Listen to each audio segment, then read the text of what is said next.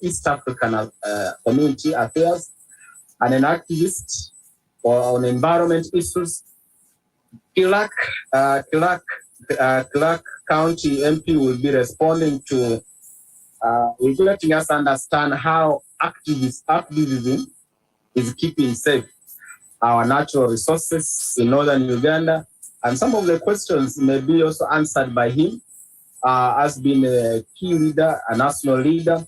What is at the level of parliament as far as keeping our natural resources safe is concerned. Now, in Moyo, we'll be listening to the voice of the Secretary for Natural Resources for Moyo District. That's Mr. Associate John JB. Associate JB. Associate will be telling us the local perspective of the environment. We'll be having Mr. Mawadri Charles, Director of Programs at Global M, and he will be letting us understand from their own perspective how the natural resources can be sustainably used. Now, we'll be having another guest here who will be more into remedies to what we shall have identified as challenges from their own perspective as organizations. What can be done, and also the listener will be asking some of those questions. And I'm already privileged to have here Mr. Papi Simon. Papi Simon works for West Nile Foresters.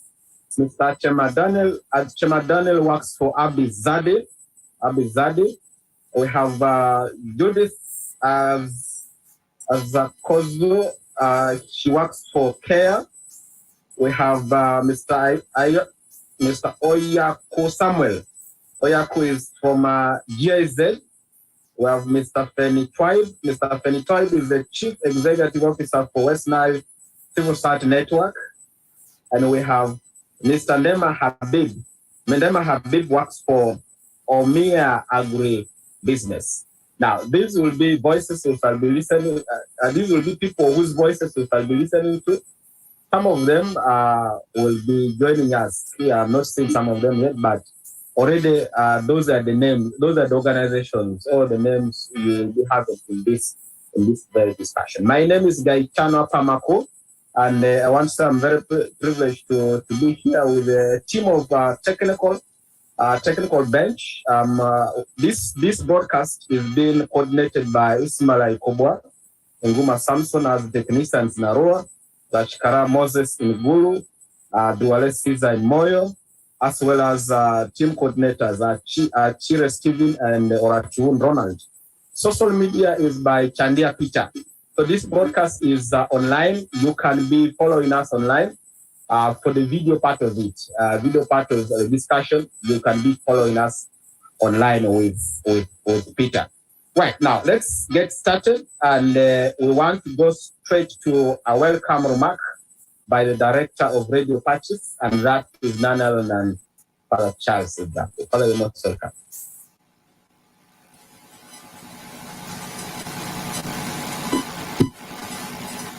Thank you very much, Gaetano, our host.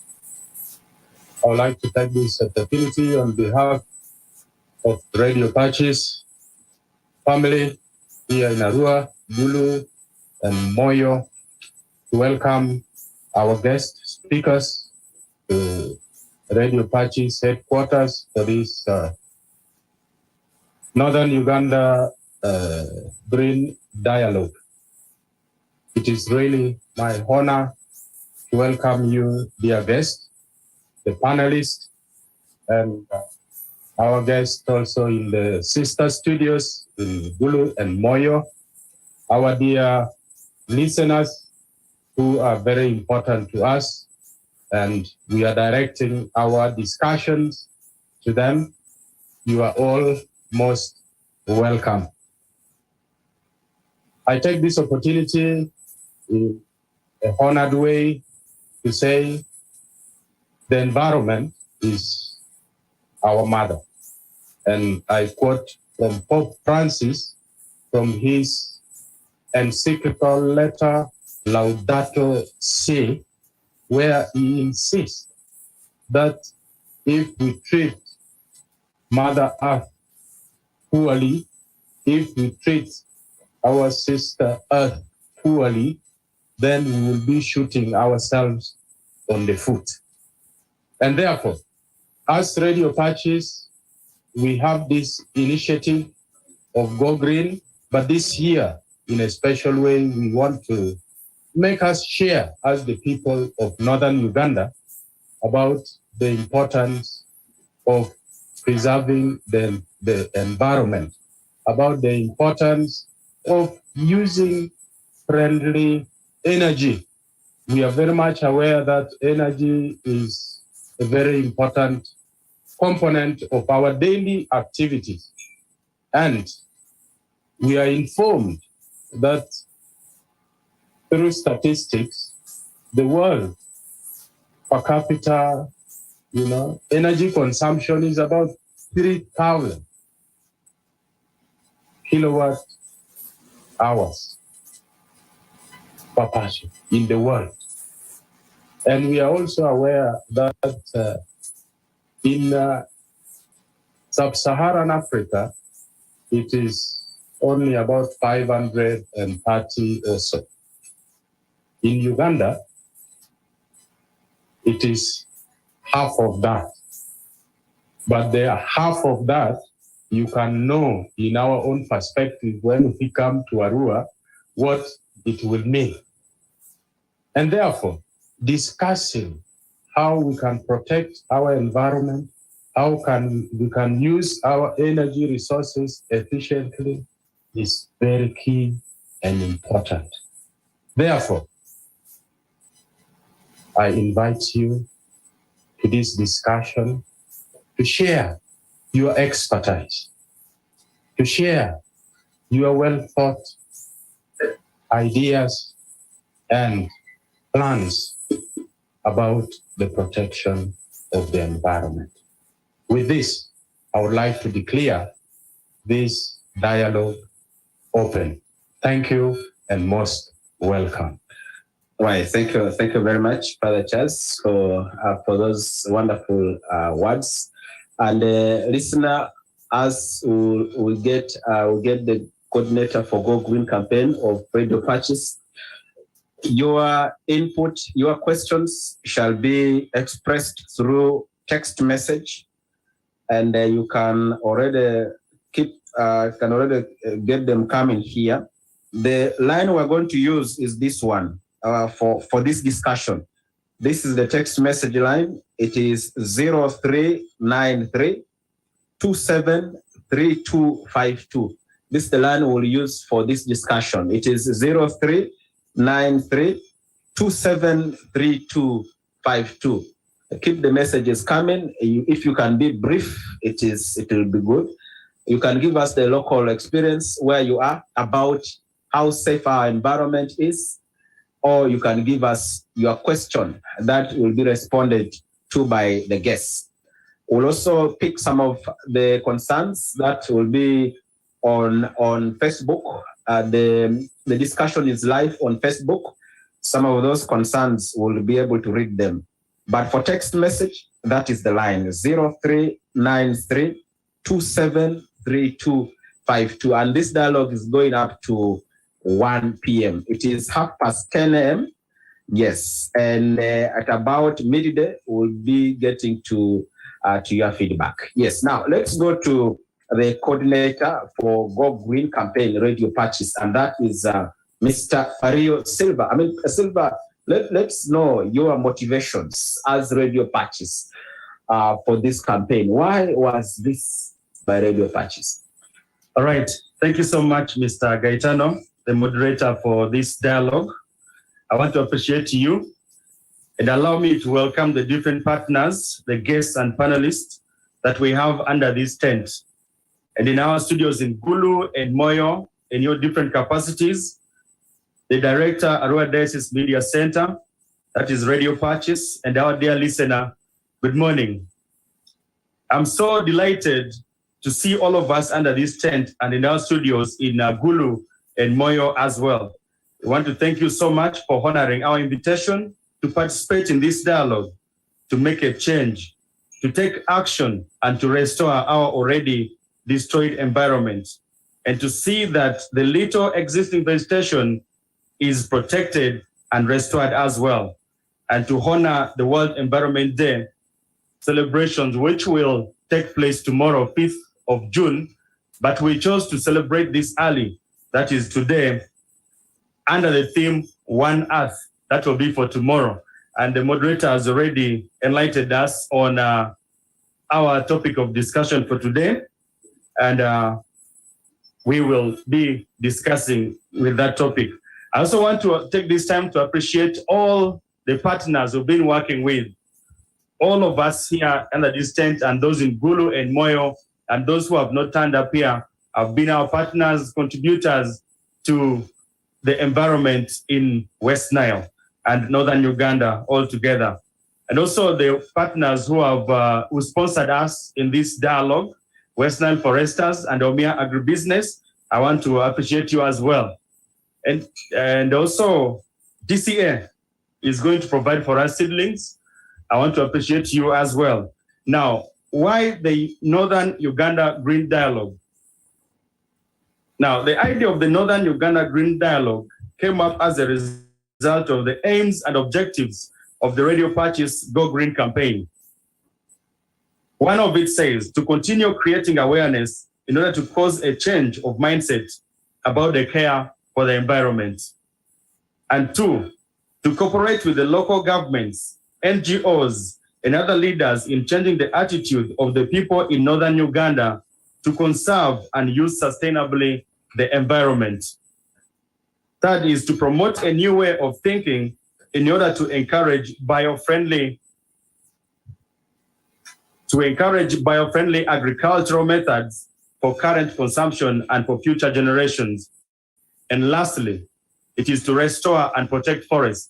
So on that note, this is the main reason why we came up with the Northern Uganda Green Dialogue. I'll give you more in the Go Green itself. I have two ideas to present to you, the partners, and as well our listener. Now, for the continued challenges Northern Uganda continues to face concerning the environment that are created by humans in very many different forms, most notably cutting down trees without replacing. I am sure cutting down trees is not bad. But when we cut, do we replace the ones we cut? That is the big question. So Radio Parties having the platform through the different frequencies that are established in West Nile sub-region, that is 90.9 FM in Arua and 94.5 FM also here in Arua, 101.4 FM in Gulu and 104.8 FM, we thought we can make a change in Northern Uganda through our radio. Not only doing a dialogue on 90.9 that is going to be listened around West Nile, we have connected Gulu, we have connected Moyo that can go as far as Gulu also. Gulu goes a little bit farther also, so we can cause a change in the whole of Northern Uganda, not only in West Nile. The wide coverage in different languages we broadcast. And so that means we can cause a big change together with you, our partners, in this fight for the environment. Now, Radio Parties together with you, our partners, can create this change that we want all together. We offer the platform through our frequencies to bridge the gap between you, the partners. I want to believe all of us here, the partners, and those who are not here, are all working towards changing the environment status quo in West Nile and Northern Uganda and in the country at large. So how can we do this? We are coming up as a bridge between us, the partners, and the people that we want to impact on. The reason we have this dialogue. So allow me to present the two ideas I was talking about. One is the one that has given birth to this dialogue. That is the Northern Uganda, the Go Green campaign for 2022. It has been 4 years that we have done this. I will not go into the details of what Radio Parties is. Many of us know that. We are a community radio that operates on the vision that radio is a medium that can facilitate the formation of conscience and the awareness among listeners to take action. Now, Radio Parties operates on a mission to achieve a holistic development of the community and the individuals within that community. Now, the annual campaign, Go Green, is a Radio Parties innovation that is intended to educate and sensitize the people living in northern Uganda to take action to promote sustainable environment conservation. Well, it has been running for the past 4 years. This is the the fourth year, with a remarkable success, though in the past 2 years we were interrupted by the issues we all know very well, COVID-19. It affected not only us here, but the entire world as well. So we have the Go Green campaign, and the basic idea for us is to create awareness and then to restore forests as well. So we cannot do this alone. We can do it with our partners. As I said earlier on, we are a bridge that connects the partners with the people that we want to impact on. Now, the second one is the Green Run. We intend to have a Green Run in the year 2023. Now, this is an idea. The Green Run is an activity of the Go Green campaign itself, aimed at promoting sustainable environment management using sports with all its benefits of stimulating physical fitness, social cohesion, talent identification, development, and as well restoration of the forest cover of the environment that we have destroyed. So these are the two ideas that I am sharing with your partners who are right here under the tent. Those who invited, but they face challenges, they have not made it here. We also want to push this idea to you as well. Dear moderator, with that, I want to welcome all our partners in this dialogue. Thank you so much. All right. Thank you very much, Silva. So I am also going to be limiting people in terms of time usage. Yeah. So if I say yours will be 5 minutes, I keep warning. I hope you'll be okay with that. Yes. Now, listener, we will be going to listen to the keynote speaker, and that is Mr. Kalama Taban Asega.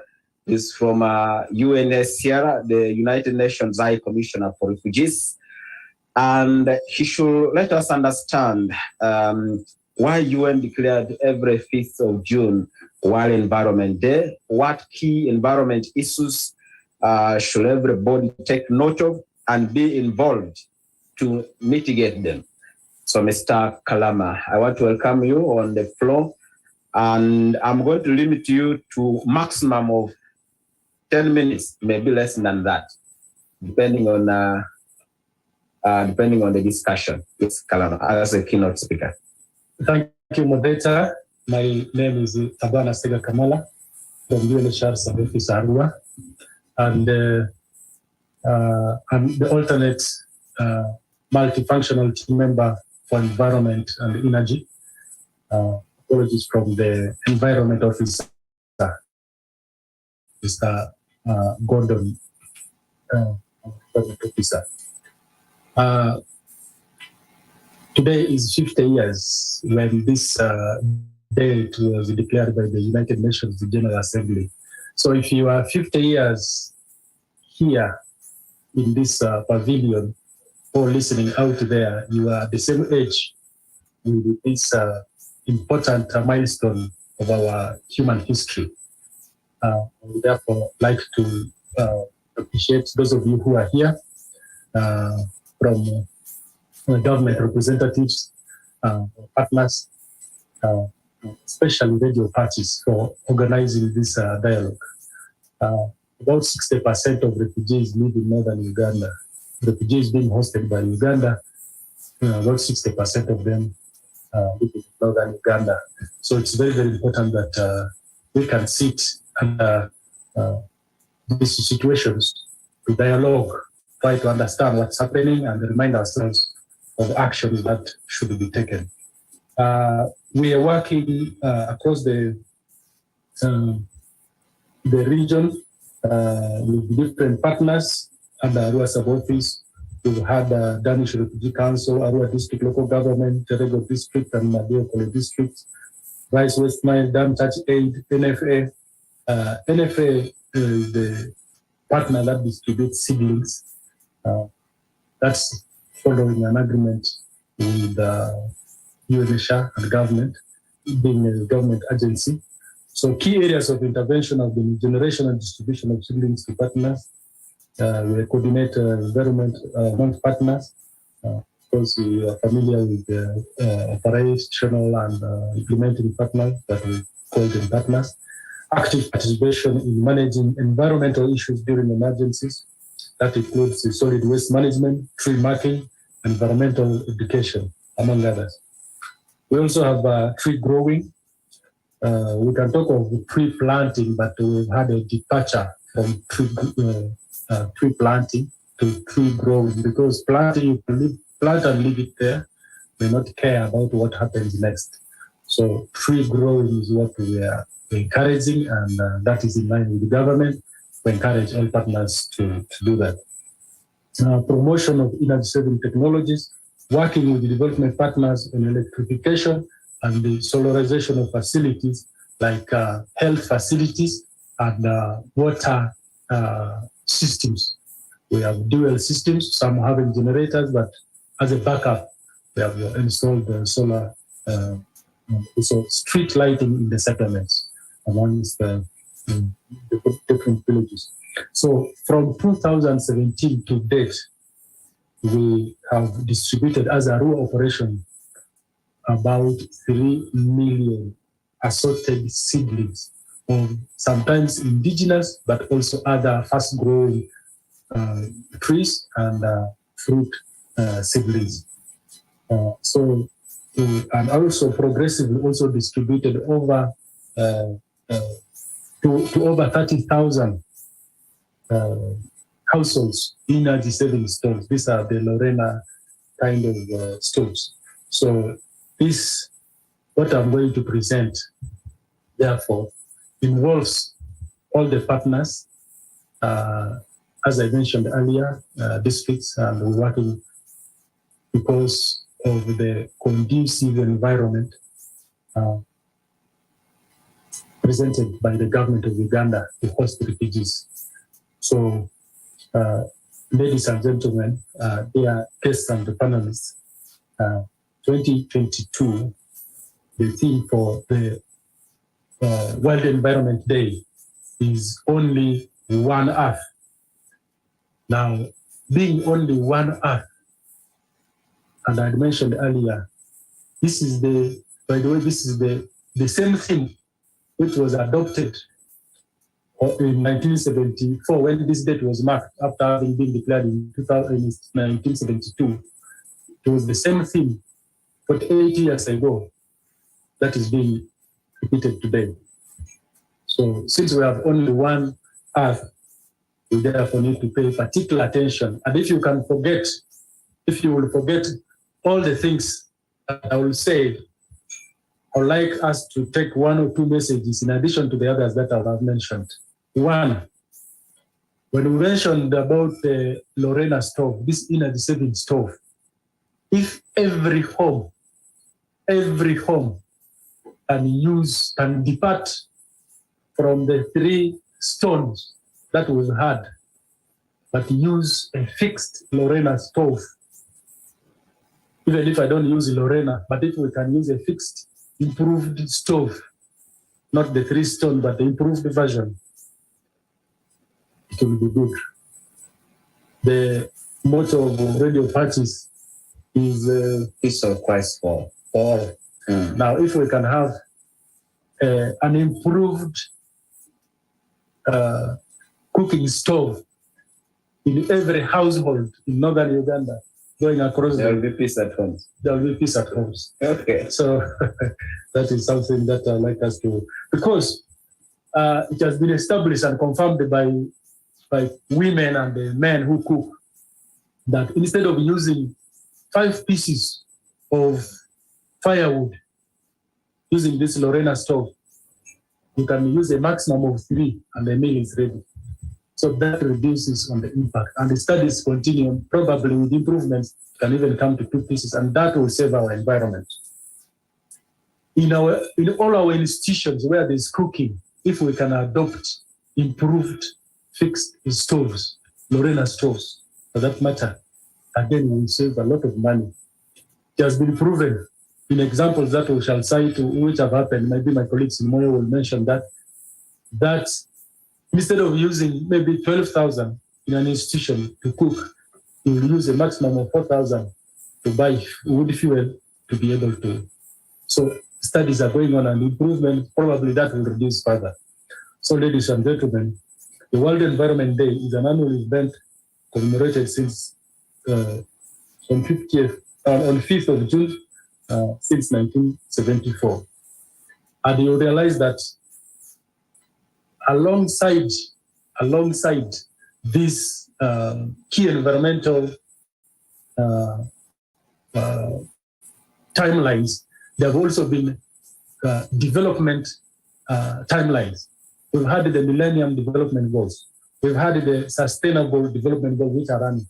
Just 2015. In 2015, we have the Paris Climate Agreement, where we are supposed to reduce global warming by 2 degrees to pre-industrial times, or better, by 1.5 degrees.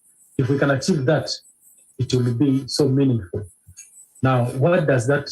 Why is that action important?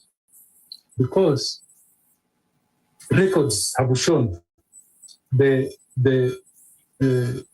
Institute for Space Studies, amongst others, for NASA, that is in the United States, and the others have established that the 2016, the year 2016 and 2020 have been the hottest years in recorded history. 2016 and 2020 have been the hottest years in recorded history. So that means if we don't take action now, and we think that there is another world which is still out there is another earth, then we are bound to be doomed. You have 1 minute. Maybe you can summarize in 1 minute. Okay. Good. Yes. So deforestation in Uganda has been ongoing, and therefore we need action. According to the Uganda Global Forest Watch, Uganda lost 97,000 hectares of tree cover from 2001 to 2021, accounting for 13% tree cover decrease. In terms of primary moist forest, the country lost 71,600 hectares, which is a 14% decrease in the country's tree cover. In West Nile, except Yumbe, lost 8.8% decrease from the year 2000. So these are alarming statistics. Okay. Bush burning. Give me 2 additional minutes. 1 minute. Those two may be too many. Okay. Bush burning. Bush burning in northern Uganda, if we can take action to address bush burning, it will be very, very important. In West Nile alone, there were over 8,000 fire alerts from June 2021 to March 2022, using the visual infrared imagery radio suite. This detects large fires, but if we also included small fire that is out there, probably West Nile would have had 30,000 incidents of fire. So let's address that. Therefore, if we can take action at individual level, office level, to address these issues of climate change, it will be very important. Thank you. Thank you very much, Mr. Kalama. You'll get back when there shall be concerns for you. And we want to go to Gulu Studio and want to go to the area of research. And we have Mr. Awo Arthur in the studio seated in Gulu. Mr. Awo, as I said, the director of the Center for African Research. the scholar of the London School of Economic and Political Science. Now, Mr. O, let's go to you in Gulu, and we'd like to get the version from research, especially what justice or what injustice has been done to our Mother Earth from the perspective of research. I know Mr. Kalama has highlighted some of those components, the statistical data, but let's get more of that from you in 5 minutes, Mr. Awo Arthur. Good morning. Good morning, Gaetano, and good morning all the panelists in Moyo, Arua, and here in Gulu. I'm very happy to be part of this campaign, and I know that I have only 5 minutes to work with. A very important question that you raise, the whole question of environmental justice in the Acholi sub-region. Now, I am coming from the perspective of research that we've undertaken along with different partners, including Cambridge University, led by Professor Adam Branch, Center for Africa Research, Human Rights Focus, Makerere University, and a number of actors. It is very important for us to state from the beginning that even as we talk about this theme, the great theme that has been generated for this day, Only One Earth, we run a risk of getting to blame the smallholders or small consumers of these products from the environment. And our research demonstrates that it has been a transition from the political violence that we had in the region to a violence that is now transitioning towards the environment. And the risk has always been that the agencies, including the UN agencies and the others, including non-government organizations and even the district governments, I know they'll speak, have always made one mistake. The mistake they've always made is to run away from the politics of what is happening, of what is driving and fueling these environmental conflicts and the violence, and finding it politically comfortable to always rush towards dealing with the small consumers or the users. So they always run away from tackling the big perpetrators, including the military, including the huge economic elites who come from Kampala, including the regional dynamics, because they are connected. Northern Uganda is connected to South Sudan. We have been reading in the news reports and also from our research that what happens in Northern Uganda affects what happens in Southern Sudan. Now, the border regions of Equatoria region, bordering areas around Moyo, are all in one complex. So the issues are actually also cross-border. So it is important for us that even as we get to deliberate on this important theme, let us not forget the big perpetrators. I also want to state here that as a remedy, they've always found it easier to run to primary schools and, pick out all these peoples to go and begin planting trees. But you're leaving out these big destroyers who come and they're looking for the valuable tree species. They're buying the tree species at about 60,000 shillings. They're exporting them to Vietnam, to India, and to other countries in dollars, in thousands of dollars. So we seem to be missing the point here. And if we don't do that, then it's going to be difficult for us to actually get the justice of the environment. Now, Gaetano, allow me to also state here that what we are witnessing is a transition from the political violence into a slow violence of the environment. And this is actually going to affect us in many years to come if we don't get to address it. Also in Northern Uganda, we have seen different patterns and trends. We have now lost in the war towards illegal logging of our valuable tree species, including Bayo, the Bayo or Africana frisella. It's now going towards extinction. Areas around Lamuo, areas around Palaro, and also here, areas around Amoro. We are now seeing, and that one, the pattern has always been that where there is a lot of money involved, you find the military getting to drive that process. In the areas where there is no money, or the money is actually of a low value, you see that it's just an issue of money changing hands amongst the police and some other actors.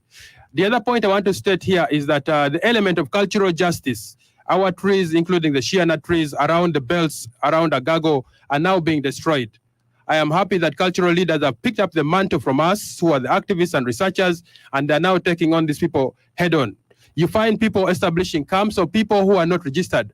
About 100 workers come from all the way around Nakasongola, Eastern Uganda, and different areas, and they're setting camps in districts District leaders do not know about their existence, and they're living in there. You find some cases of rape being reported. They're also using child labor, and they're doing all sorts of things. And the leaders do not know even of their existence in those areas.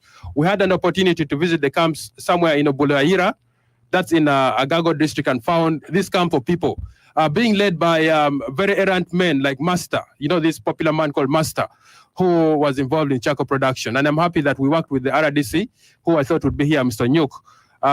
But we tried to control the situation. So it is very important for us to sort of like categorize the kind of things that are actually happening in order for us to get the target right.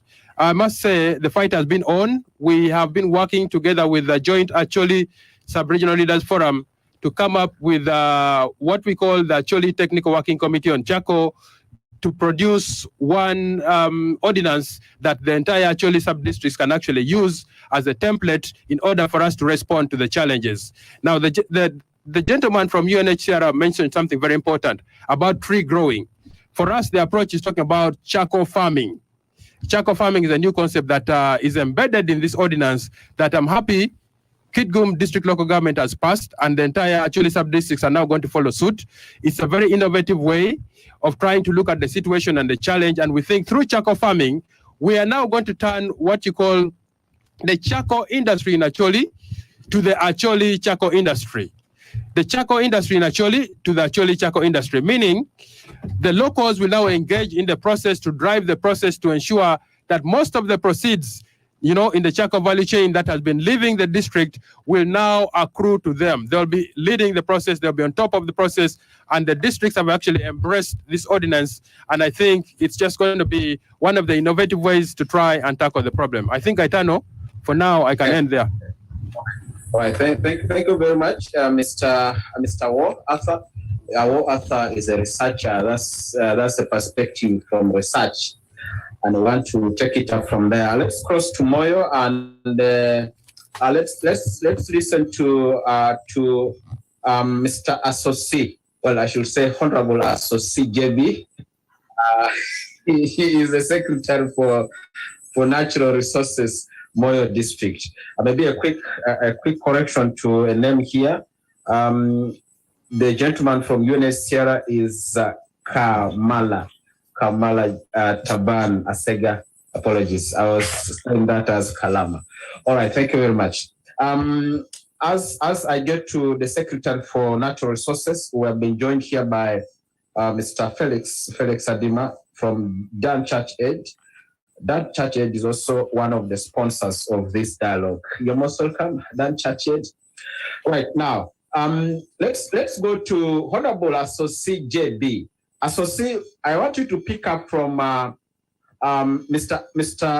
War Arthur that district leaders do not know their existence.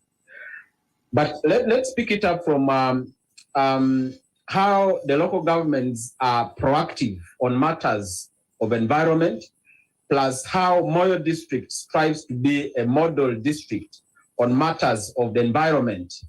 I will also expect you to respond to the concern that local governments have prioritized taxes on charcoal burners, on these truck drivers as part of their local revenue, and that seems to be causing agony to our environment. How come local governments are getting local revenue from charcoal burners and those transporting charcoal in terms of taxes? Yes, Honorable Asosi, you're most welcome.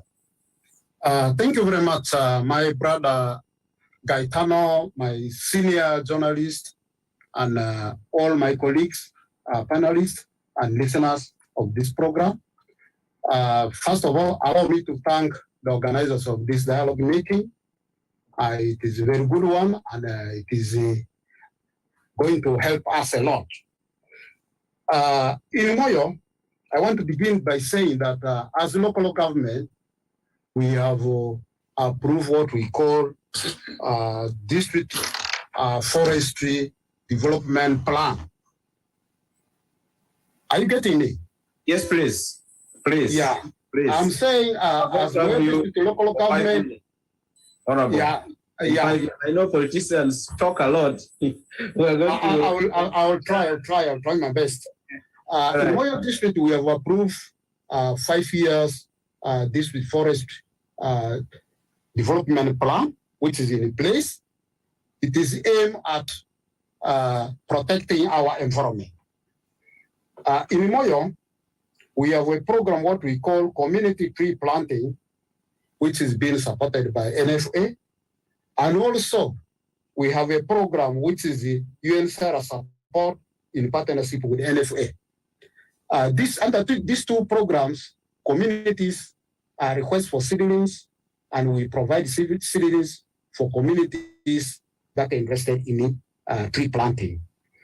Not only that, we also go on radio, we go in communities to sensitize communities about the importance of tree growing, as said by my brother Taban Aseka Kamala. Aware that tree growing is an individual responsibility. That is what we are promoting in Moyo.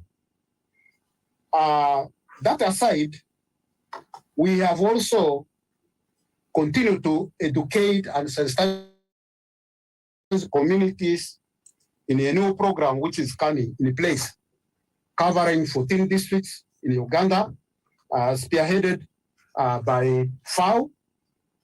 In northern Uganda, we have at least 9 districts that are benefiting from this program. It covers Noya, Amuro, Gulu, Lamo, Kitugum, Ajumane, Moyo, Obonyi, and Yumbe districts. That is one other program we are currently undertaking. The main objective is to mitigate negative environmental, social, and economic impacts resulting from charcoal production. This is the key. You mentioned something about charcoal production. I must admit that in Moyo, locals have taken charcoal burning as a source of income. You will see that school-going children are going to the bush for this program. So this program, which I'm talking about, we expect a change because there are about 4 activities under this program. One is to make people who are going to engage in this charcoal burning to have it in a sustainable manner. And one other activity is the rehabilitation of the natural forests on private land. Maybe if you can help us on the sustainable manner you just mentioned. Yeah, the sustainable manner is a sustainable harvesting and management of woodlands for charcoal production. By this I mean the communities who are going to be supported will be given a killing which is not going to cause much destruction as far as charcoal harvesting is concerned. This is a new project, a new innovation that Ministry of Water and Environment has initiated. And Moyo is a beneficiary to this project. My belief is that with the coming of these other projects, definitely we are going to address the issues of destroying of our environment. Of course, this calls for collective efforts, one of which is we are in the process of also coming up with the ordinance, which of course is a long process. In the Moyo District Council, we resolved that we need to decentralize our actions to the sub-counties because these are service centers. We all hail from sub-counties. There is no leader without sub-county. In 1 minute? So, in 1 minute? Yeah. So what we are currently doing is to empower sub-counties to come up with ordinances such that we can improve on the level of destruction, we can improve on the level of planting more trees. Mr. Tabani talked about planting trees. Planting trees is another one, but also how do we maintain this? In Moyo District, we realize that in most times when it comes to dry season, bush burning is on increase. And for that, we are now formulating ordinances and bylaws to curb what I call. Yes, please. Thank you. Honorable, maybe I give you one more minute. The concern of local revenue coming from taxes on charcoal. That sustainable bit you are talking about may not be upheld and adhered to by most communities. But where we're having local governments taxing and getting local revenue from charcoal, how can the earth be safe?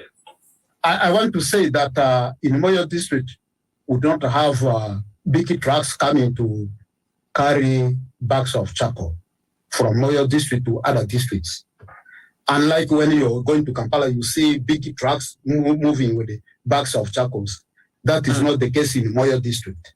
But charcoal is sold on Moyo markets. In Moyo market, you'll hardly get charcoals. You will see a farmer bringing one bag of charcoal or two to the market. So it is hardly to say a farmer selling 20 bags above in a market. That is not there. And of course, we all know items sold in a market, whether being one bag or two, you get a local revenue out of it. So we are not really depending on the natural resources where we get the local revenue. That is not correct. All right. Thank you very much for that clarification, Honorable Associate. Let's cross back to Gulu before we get back here to Arua. And we are going to listen to the Member of Parliament for Clark South, also the Shadow Minister for East African Community, an activist on matters of environment, Honorable Gilbert Olanya. Gilbert Olanya, let's get to you on both the local and national perspective. But more interestingly, how far activism is keeping safe our natural resources in northern Uganda. Okay. Honorable. Gaetano. Yes. Honorable is here to join us. Maybe we can first hear from the RDC Omoro, who is with us, to give us his take. Okay, now before we get back to RDC Omoro, let's get back here to Arua, and then we'll go back to the RDC for Omoro. Now, let's go to the refugee settlement, and the person of OPM is right here, and that is Mr. Juicy Pascal. Juicy Pascal, let's have you on the podium. Juicy, there has been reported, should I say, mess, or I don't know, menace caused to the environment. And this is said to be by refugees. Well, you could say, okay, they have no option. They want to cook, so they have to go to look for the firewood. They want to put up some shelter. Okay, the surrounding trees have to face the ground. But I mean, is this deliberate? That environment is being endangered where the refugees are settling?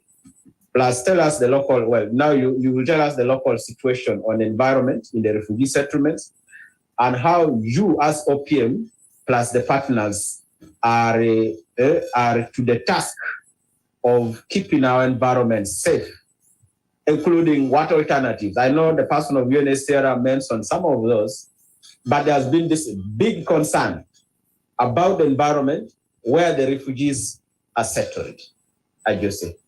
We can give you 7 minutes. Yes, thank you. Once again, moderator, my name is Pascal. I'm the settlement commander in VP, and I've been in the refugee program for some 20 years plus. The refugee program or regime is inevitable because Abu talked about the unrest in the world. The country started receiving refugees in 1942, and that has been the trend. The greatest number has been between 2013 to 2016. Now, as we talk, we have 1.5 of them, in 1.450 in Uganda. Out of these 40,000 stay in cities. The rest are staying in settlements. We have 15 districts that hold refugees. For our region, we are close to 500,000. And in Repi, there are 73,000. Let's say Rhino Camp, there are 120,000. Bilibili 240, and Ulubule is 5,000 plus. And they are settled in the villages, the sub-counties, alongside the host community. And along other side, the socio-economic activities, they must use the environment to sustain their living. Now, deliberately, the program is under the settlement transformation agenda. Pillar number 4 talks about environmental restoration. And there are programs, very deliberate programs to restore the environment. Forest environment is both the fauna and the flora. We are concentrating on the vegetation cover, but others, we all know. And therefore, this program has so many partners, including the district local government. Out of the 15,000 NGOs in Uganda, 200 are in the refugee settlement, and some of them have environmental restoration programs as a cross-cutting issue. Programming. We have COICHA, FIFOC, NFA, that is PPA, what we call Pattern Project Agreement with UNHCR to supply 5 million tree seedlings in the next 5 years. And then with the districts, we have integration program where the UNHCR gives funding to the districts for restoration of environment. Very standout activities to restore environment are like we must control the refuse management and the deliberate partners like DCA, Danish Church Aid, that clean the settlements of unwanted refuse, biodegradable and the like. We have constructed crash pools, floods, and of course equipped in terms of vehicles to drain the sludge and the like in all the settlements. The type of latrines, we have drainable pit latrines, lavatories, and toilets. So a lot is being done to we know the damage. You use the word mess, but it was an inevitable necessity. Father will tell us necessity necessity has no law, but we don't go that way. You did not plan for the budget for the what you are calling as inevitable. So ours is now to address the damage caused, which was inevitable, and we are gladly addressing it, Mr. Moderator. Taban talked of the energy saving stores. We have garbage tins. We have what it takes to maintain the environmental side. Yeah, what it takes, they will tell us to have the environment clean. I want to say 89.6% of the households have, for example, pit latrines in their home states, so there is no open defecating. If you do open defecation, think the environmental side here, what it will result into. We have made deliberate efforts for households to have pit latrines. And all institutions have it. All institutions, I can stand by my words. All institutions have toilets and in the refugee settlement. Yes, in the refugee settlement. And by the way, we have also a 30% intervention in the host communities around the host sub-county. That 30% has in the past been queried by the host. Yes. They are not seeing the 30%. I think the 30% should not be felt in a way that each host community, household or member should be able to experience it or enjoy it. How is the 30% reflected?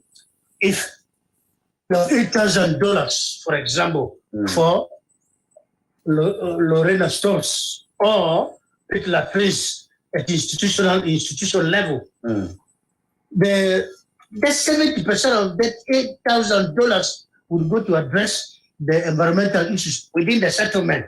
Then the 30% is used among the host community, the sub-county, or the parishes that are hosting refugees. That's how it is. And you will agree with me, like Yumbe district has 500,000 people, and therefore 30% of a small amount of money cannot be felt in the entire Yumbe district. You know it. Terego is about 300, is it 400 something population, 1,000 of host community. And by the way, 30% is negligible. But with the time, the refugee program is going to be here for some time. Okay.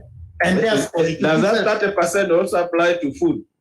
No, food is an exception. Out of the very many, I want to be very honest with you, out of the very many interventions, food is an exception. Okay. Health, drugs, name it. All the host communities around the host communities are free to enjoy it except food, because that is the policy agreed by the World Food Program and the government. That food must go to the people meant for, to whom they are meant for, the POCs. Why? Because it should encourage, the reason is to encourage production at the host level. Okay. If we end up giving in 1 minute, summarize. I want to say one key standout is we are going to establish a gas production unit in Rhino Camp and in Mvepi that will produce the raw materials at the refuse and the rubbish and the others, which will develop a plant where to produce gas people will buy. That's one example of cleaning the environment of the refuse. Right from Yumbe up to Rhino Camp, that factory will produce gas. That's one standout plan. Thank you. All right. Thank you very much. That was Mr. Ajusi Pascal. He is the settlement commandant for Mvepi refugee settlement. Mvepi is a host, is home to over 60,000 refugees.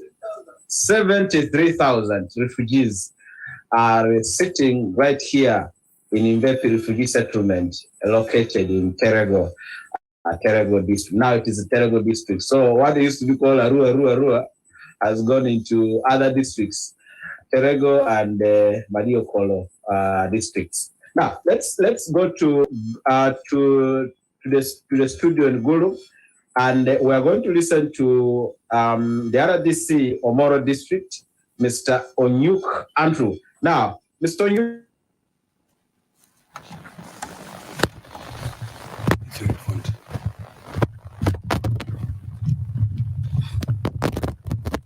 Hello. Yeah, you're loud and clear, Commissioner. Thank you. Yes, protection of the environment from the perspective of what is happening in Omoro district. Yes, RDC, you're welcome. Thank you very much, the moderator over there. And I want to thank all the colleagues who are here with me in the studio in Gulu, Radio Passes. To begin with, the issues regarding protection of the environment is well articulated in Article 245 of the Constitution, which provide that Parliament shall by law provide for measures intended to protect and preserve the environment from abuse, pollution, and degradation. And then also, Parliament should also provide for that law which will manage the environment for sustainable development. And also that the same law should provide and promote environmental awareness.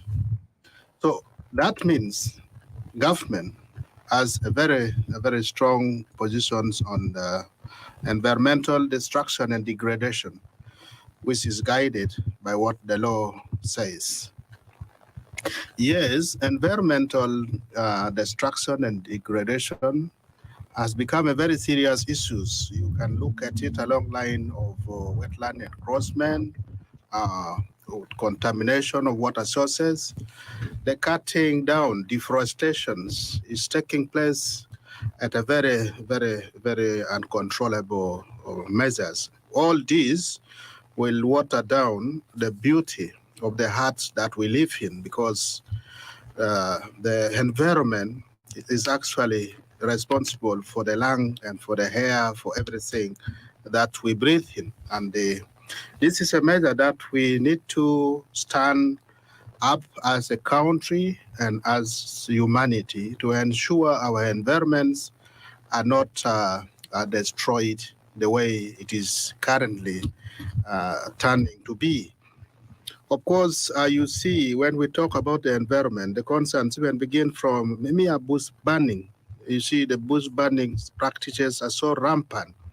Yet we even have the law in place, the Prohibition of the Burning of Grass Act, which is Cap 33, which is very clear that the burning of grass by any person is prohibited in all areas of Uganda, except under authority and under the supervision of a specified officers, such as parish chiefs and those others.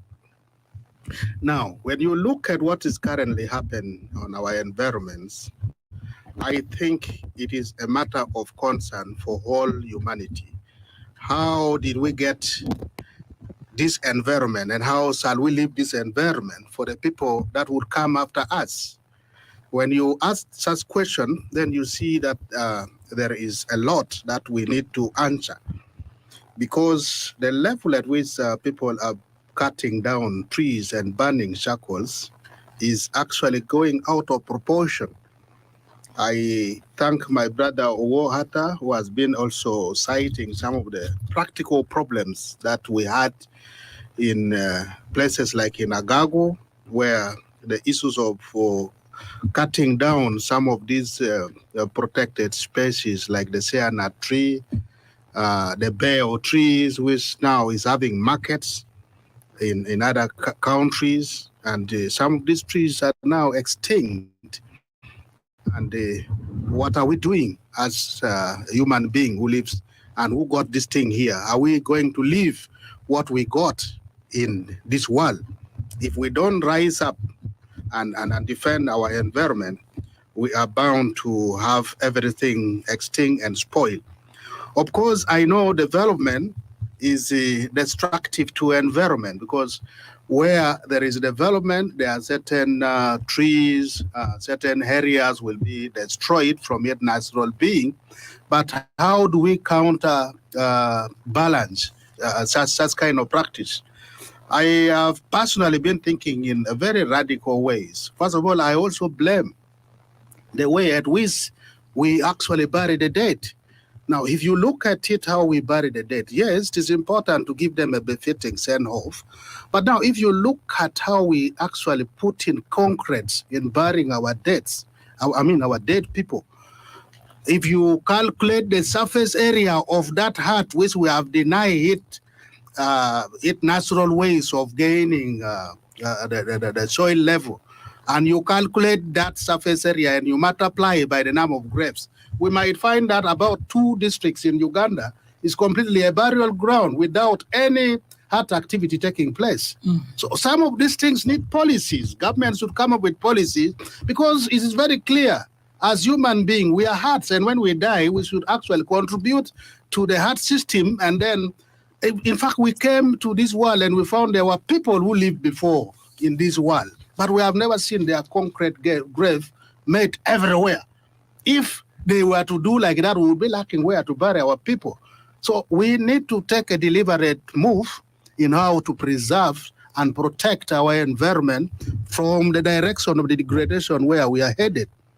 Because now, look, if every place in this country is to be now developed with permanent structures, where shall we have the ecosystem taking place? Because the hut is limited, but the number of human beings are increasing, of course. So sometimes the way we come and we handle what is on this hut is actually contributing to a permanent and irreparable destruction and degradation to the environment. But the environment is very, very vital for our life on this hut. The environment is the huts that make us all live healthy in this world. All right. Thank you very much, RDC.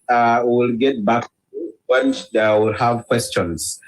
Definitely questions already flowing here. Listener, the participation from you is through text message, and the SMS line you used to use for sending that message is 0393 273252. For this particular dialogue, it is 0393 273252. We'll still stay with the Gulu studio. We are going to hear from the LOC5 of Moro district. And listener, for purpose of reminder, if you have just joined, this is a Northern Uganda Green Dialogue, and it is anchored on major environment concerns in Northern Uganda, and the guests are responding to key environment challenges and remedy to those challenges. This dialogue is sponsored by Omia Agro Business,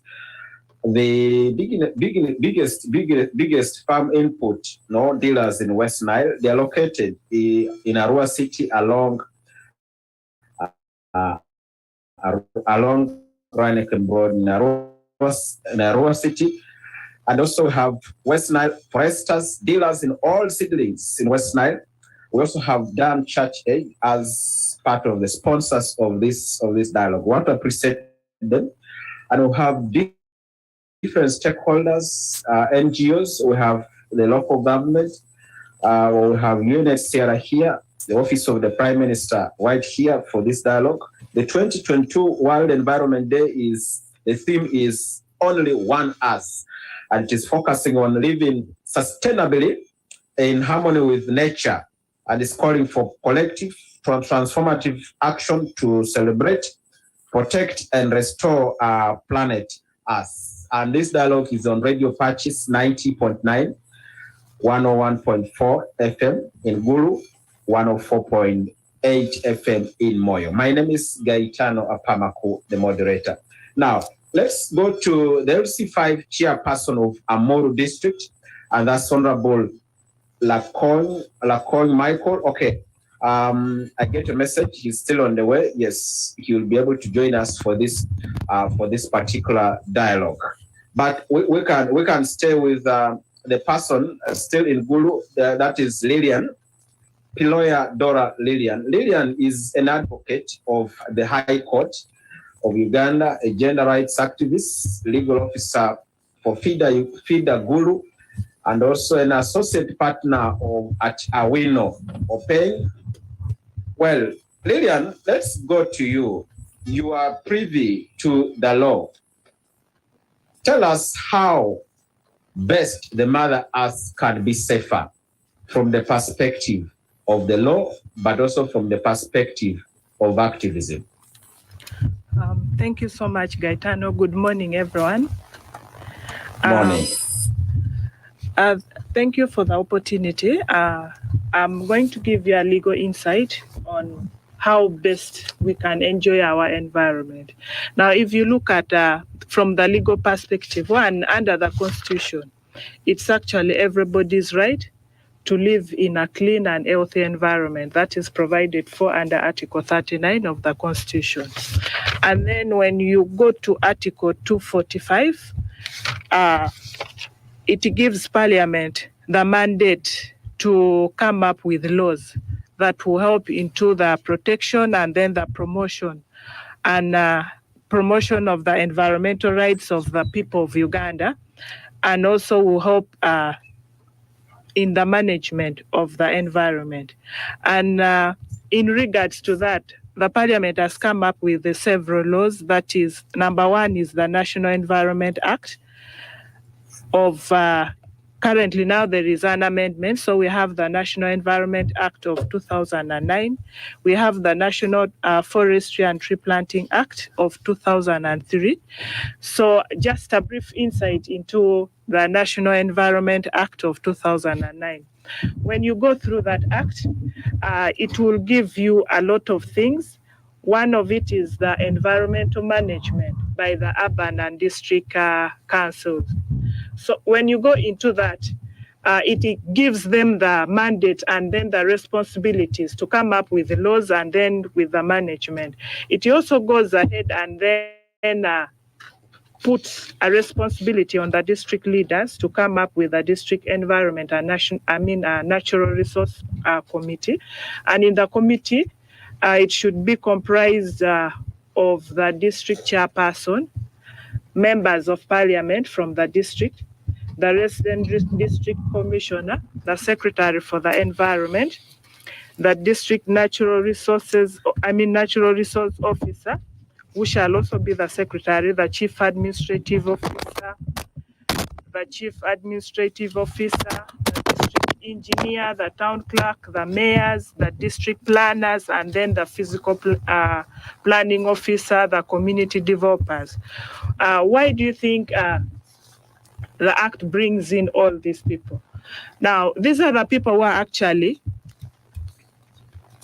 can coordinate all these activities by sensitizing the people.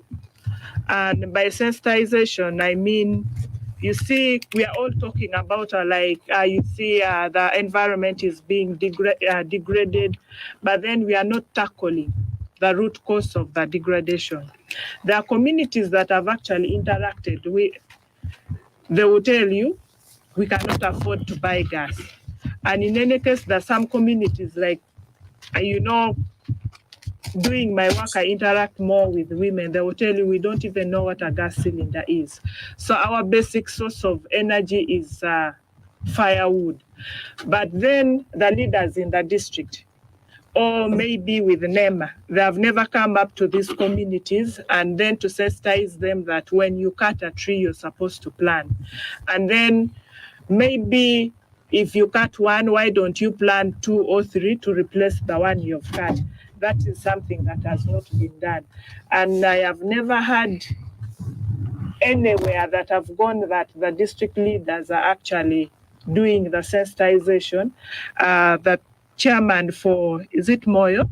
The district chairperson for Moyo is here. Sorry?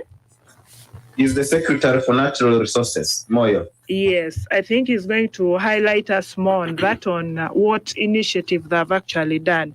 And then when you go under the National Forestry and Tree Planting Act, under Section 39, it provides for tree planting and growing.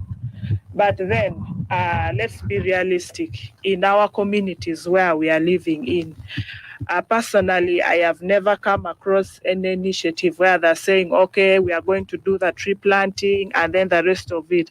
And still, it gives the mandate on the district council.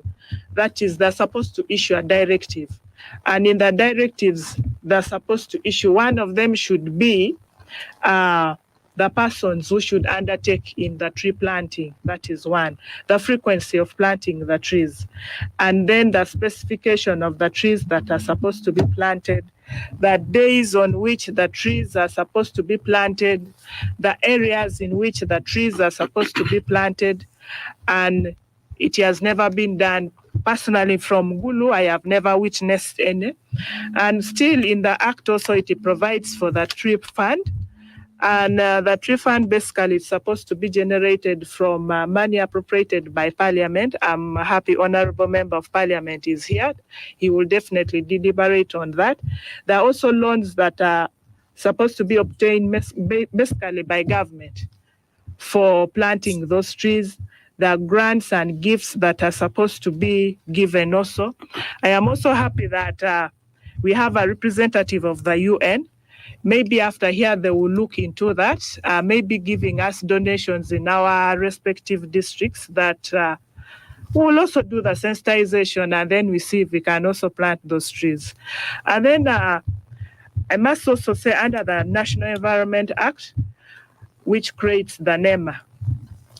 And we all know the functions of NEMA, that is, they're supposed to coordinate in these activities to ensure that our environments are very okay.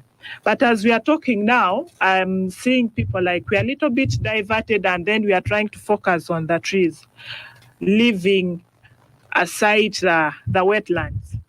I think if you see the wetlands, there are wetlands that when I was growing up, it was really a huge wetland. You would see the papyrus trees everywhere. But currently, if you go there, you're not going to see any single dot of a papyrus tree. And then, surprisingly, when you go there, you will only see the NEMA markstone put there, and they're not doing this enforcement.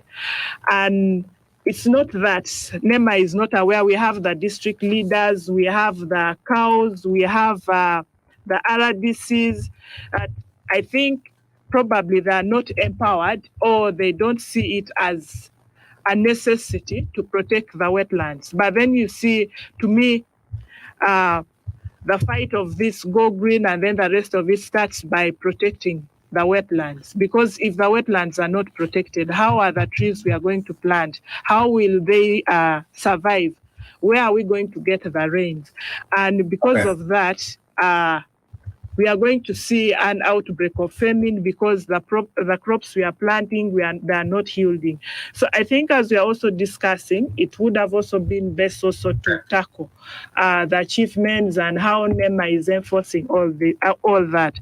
I think for now I can stop there. Maybe I will also come back with that. Thank you. Thank you very much, Lillian, for those deliberations. Yes, also for bringing the element of wetlands.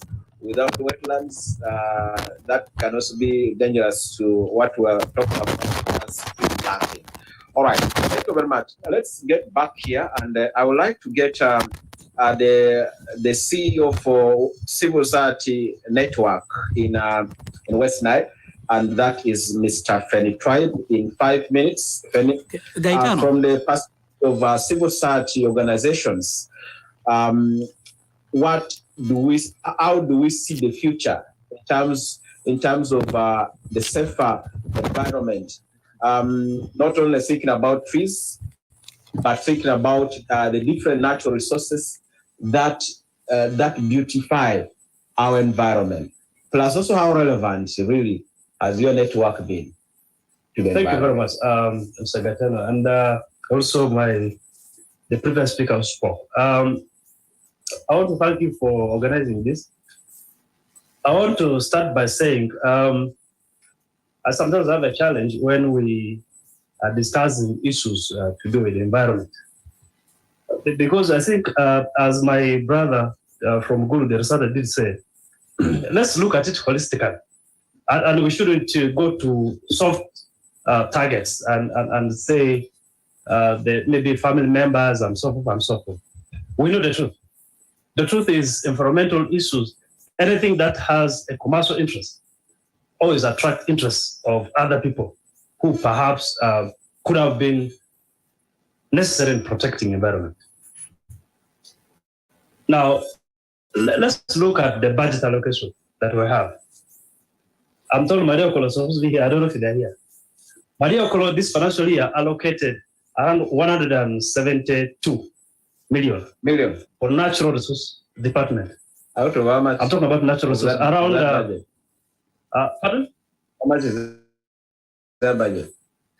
No, I think the budget is around, is it 29 billion? If I'm not mistaken. I beg to be corrected. So for water, around 772 million that they allocated. Now, our sister did talk about formation of all these committees at district level. So all these committees function when there is resources there. For as long as the resources are not going to be there, I can assure you, people will lose interest in them.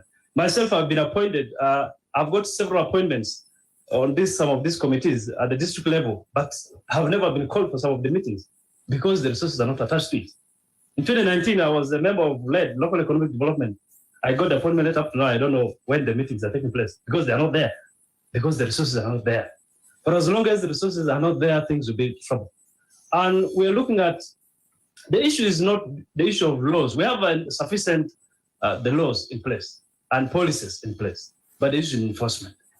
I can assure you, for as long as we are not going to zero on the issue of enforcement, it's going to be a challenge.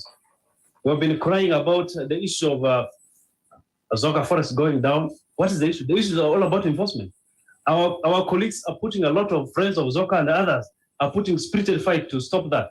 But because there are people who probably don't listen to them and they think there is economic viability to it, other than protecting it for future use, it is going.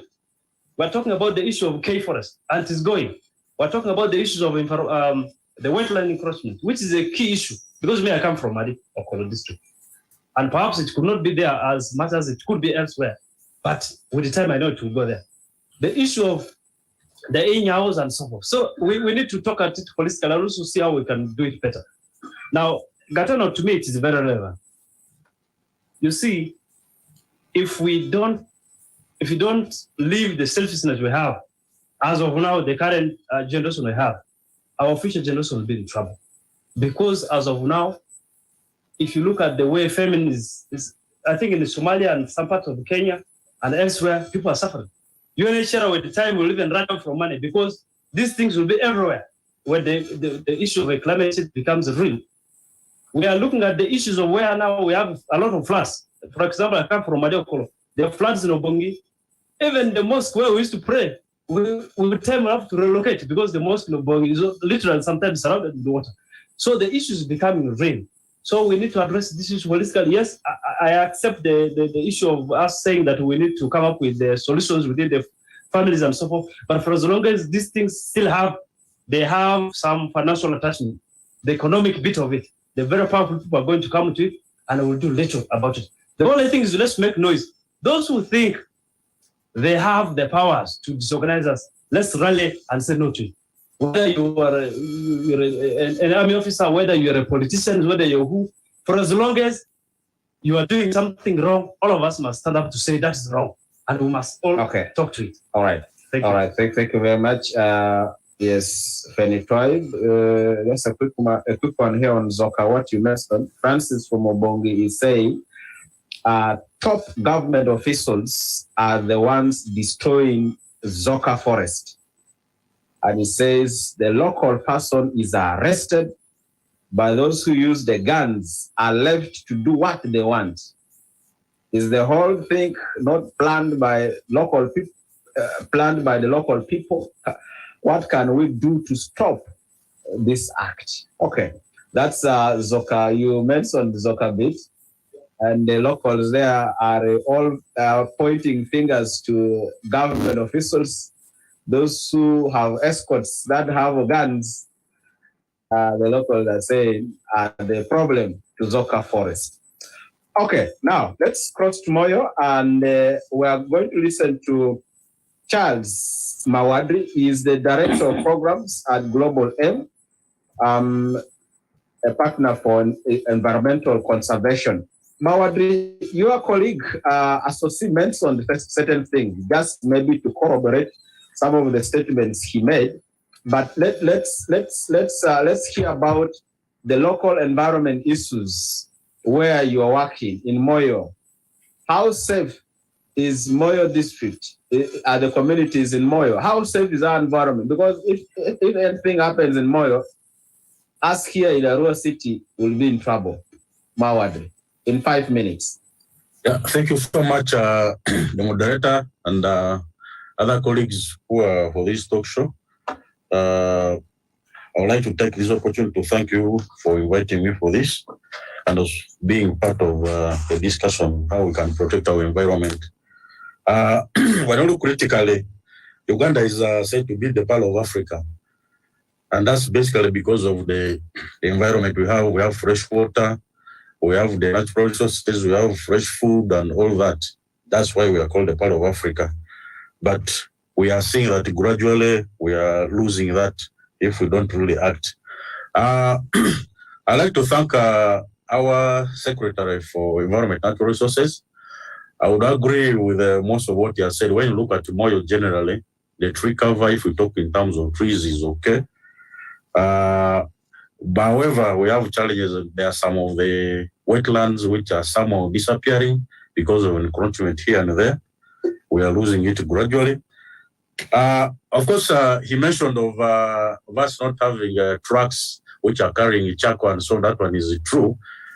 However, when you come in the evening in Moyo town, you will find trucks parked at the police, and you will ask, where are these trucks going? So I think there's a challenge of logging which is said to be taking place in our neighborhood in South Sudan. But we realize that sometimes if your neighbor coughs, you may also catch that cold there. So that's a very big problem, which is taking place. So that one needs to be taken note of.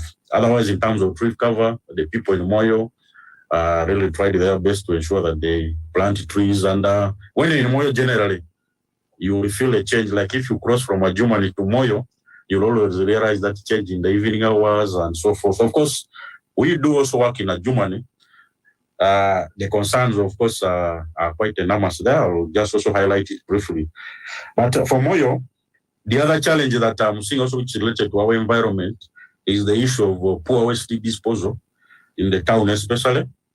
When you go behind Lenze petrol station, there is the rubbish is really not well disposed. But I was informed that the district has acquired some land around the area there where they're going to create a waste disposal place, which we feel that should be really taken serious of. Otherwise, much as we still have the tree cover in the Moyo, I think much still needs to be done, because even the ones which are existing recently, there are some people who came with the trucks, find the ticks that had been planted were being cut for sale and so forth. So we really feel that something needs to be done. Good enough radio purchase, the NFA with support from UNSR. This sort of trees are taking place, which is a good one. But we need attitude change, especially through awareness creation. The messaging should be continuous and consistent. I would feel that we can do that, especially right from schools, so that the young ones who are growing should grow up knowing that the environment is very important, so that whoever in the future tries to interfere with it can be dealt with accordingly. Right. Yeah. All right. Thank you, Mawade. Yeah. Some of the concerns you brought up there, if your colleagues associate can respond to them quickly. Poor waste disposal in Moyo. Also, the damage still being caused to the wetlands in Moyo there. What Lillian mentioned as local governments are not sensitizing the communities, whether on the radio or in the communities, those barazas that Office of the Prime Minister had introduced, as well as this bit of tree planting is a mystery. Associate. Yeah, thank you very much, Mr. Gaetano, once again, and listeners outside there. On the issue of poor waste management, I concur with my brother, Mr. Malby Charles. Indeed, when you see the planning of Moyo Town Council, it was by then, I think, for about 5-6 million people. The population kept on growing and the land size remained as it is. So you realize that people are even settling along valleys and so on. So it is a challenge for us. I want to inform the listeners that Moyo Town Council, together with the district, acquired a piece of land, as you said, and we are developing that land for proper waste management. And because of that, as a local government, we have also decided that we should relocate our district headquarters to at least a place which is spacious, such that we replan our town, management of waste becomes easier. And on the issue of the illegal logging, of course, I call it, there is no logging which is illegal. Minister wrote a circular in 2017, December, that the types of trees which my colleague from Gulu mentioned is that cutting auxiliary trees and sear nut trees are prohibited. But honestly, you will see that these trucks coming from neighboring countries, South Sudan, passes here. You will see sometimes people get into even our forestries, even within Moyo, cutting these trees, you know, unnoticed, and these people move. So you will wonder, this is something which is we are fighting for, and honestly, in Moyo, when you see Moyo, Moyo is green, people have embarked. You come to the town, you will see that sometimes it is hard even to see houses easily. That means the environment here is protected, but there are few who are still trying to destroy the natural resources in the bushes and so on. That is why I'm saying we have embarked on, and I want to also say, in Moyo, we have sister radio stations. It is not true that the local government leaders do not sensitize the communities. In Moyo, we have sister radio stations. There is a program, what we call Fix My Community, where communities raise concerns for development, and we go and respond to these issues. We provide information on a weekly basis. So we are, in other words, our people are well informed, but we are not stopping there. We are moving forward. Thank you. Thank you, Associate. Get back for some of the concerns. Now, let's go to Honorable Lacoin Michael. He is the LC5 chairperson for Amur District. I mean, Honorable, you hold the highest position in Amur District as the chairman LC5. Gaetano. Let's listen to you on why there are still these long trucks loaded with the charcoal. I think coming from your area, Amur, plus you'll tell us the local situation of the environment.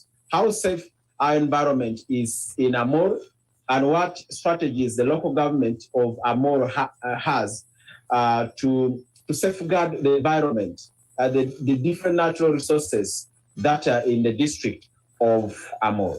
Yes. Okay, Gaetano. Yes. Thank you. I would like to appreciate the previous speakers. The LC5 is yet to join us. Let's give time to the area MP of Kelak South, Gilbert Olanya, who will be giving us the overview. How is the percentage of environmental degradation in Amuro is right with us. All right. Thank you very much. We hope Lacoin will be able to join the discussion. Yeah. To the perspective from that bit of the local government. Okay, we're going to listen to Honorable Olanya. The other correction I'm getting from Penny Tribe is Madio Kolo District's budget for the next financial year is 24 billion and not 29 billion shillings. But out of the 24, is it 172 million for natural resources? Not even a billion out of the 24 billion. So somebody could say this is injustice. I don't know. I don't know. But maybe the district of Made Okolo has a better version of that. We had invited the DFO, the district forest officer here. I'm not seeing him. But let's go to Honorable Gilbert Olanya. I mean, he's the Member of Parliament for Kelak South, the Shadow Minister for East African Community. Now, Honorable, we want to get from you, from the perspective of Parliament, especially budget for natural resources, if our environment has to be safe, how Parliament has been interested in the environment, but also from the perspective of Acholi sub-region and northern Uganda at large, how activism is keeping our environment safe. We have some of the game reserves, the forest game, the game reserves. We are talking about Zoka. People are already complaining. Ajay Game Reserve, people are complaining about the trees there. It seems there's something to do with activism. How far activism can be to keeping our forests or the natural resources, the forests, what we call also the swamps, safe in northern Uganda. Honorable Gilbert, you're welcome. Thank you so much, my brother. In a special way, I would like to thank Radio Passist. I think this is the first of its kind, whereby we are debating, covering all the districts of West Nile and the Acholi. I would like to appreciate you, and I pray for the good Lord to continue protecting you. On that note, looking at the environment, in fact, environment is everything. if we don't take care of our environment, I am telling you, we are most likely to become like part of South Sudan. We shall go to a desert situation, and our people may suffer. And if you look at what is going on currently, you may shed tears. You may think that we are living in another planet, not on Earth. I would like to appreciate our ancestors. Our grandparents were so wise. If you look at other species of trees, our grandparents were taking good care of such kind of trees. That is why when we grow up, we found some big trees that lasted almost 100+ years. They were preserving them, taking care of them, and they were looking at it that no one cuts them down. But currently, we are going astray. At the perspective of Parliament, in the 10th Parliament, we discussed seriously about environment protection. And we came up with very, very good resolutions. As somebody alluded in from Moyo, the enforcement, putting our resolutions into work is a tug of war. One of the resolutions that we passed on the floor of Parliament is that the industry that is using charcoal to produce steels in ginger, that industry must be closed. I am telling you, we have an industry in ginger that uses charcoal. And that industry was chased away from Kenya. Kenyans discovered that it's quite hard to sustain such kind of industry. They chased them away from Kenya, and now they are based in Uganda, in ginger. And if you look at the charcoals that are going through Kampala to ginger, lorries, truck and truck loaded almost every day. Most of those trucks, upon reaching Kampala, they are directed straight to ginger where the industry is. So now, as a country, if we welcome such kind of industries, do you think in 20, 30 years, shall we still be having big trees in our area? Because the demand is too high, and they're paying at a very fair price compared to local people down here. So the business is so lucrative. That is why many of our people, especially from the central and part of eastern Uganda, those one who knows business, now they're doing business with our people in Amoro. If you come to our Amoro, those people, they come, they buy lands in terms of hectares, they pay cash, and they start falling those trees. In some 2 to 3 months, you will see the place become so bare. All trees are fell down purposely for charcoal. So the situation is really so alarming. And if you go to our place Amoro, at the Joka, the one in the side of Apa, somebody talk about big people cutting down dogs. And I would like to say it's very true. You find big people cutting down big logs, and they are being escorted by our UPDF, sometimes by police of Uganda, well armed, and you cannot ask them. The district authorities have no power to ask them. Whenever you stop them, you, the DPC, or the security personnel concerned within the district, you'll be transferred immediately. So it means there's some big power somewhere. The RDCs, they have no power because this issue is above them. Whenever you stop, you ask, you'll be questioned, and if you are not serious, you'll be transferred immediately, or you fail to maintain your job. So there's some big powers behind these people. If we need to preserve our environment, I think we need to change our attitudes. That's why we are discussing on the floor of Parliament that we need to come up with the policies, and the policies must be backed by the goodwill of the executives. You know, sometimes as Parliament we discussed the executives to implement, and the implementation is totally poor. No one is interested. Right now in Uganda, power lies in the hand of very few individuals. If you have guns, you have money, you control everything. You can cut trees the way you want, You can cut locks the way you want, which is very dangerous. I am happy that the RDC is here, and many of our people were trying to give in their view. So the enforcement, the implementation is very poor in this country. Okay. All right. Honorable, we'll get back to you, but quickly, let's go to your colleague just to respond to that concern. Banara DC, Honorable Gilbert raises that concern. And is also the concern raised from around Zoka, that government officials who are guarded by guns are the ones causing destruction to our forests.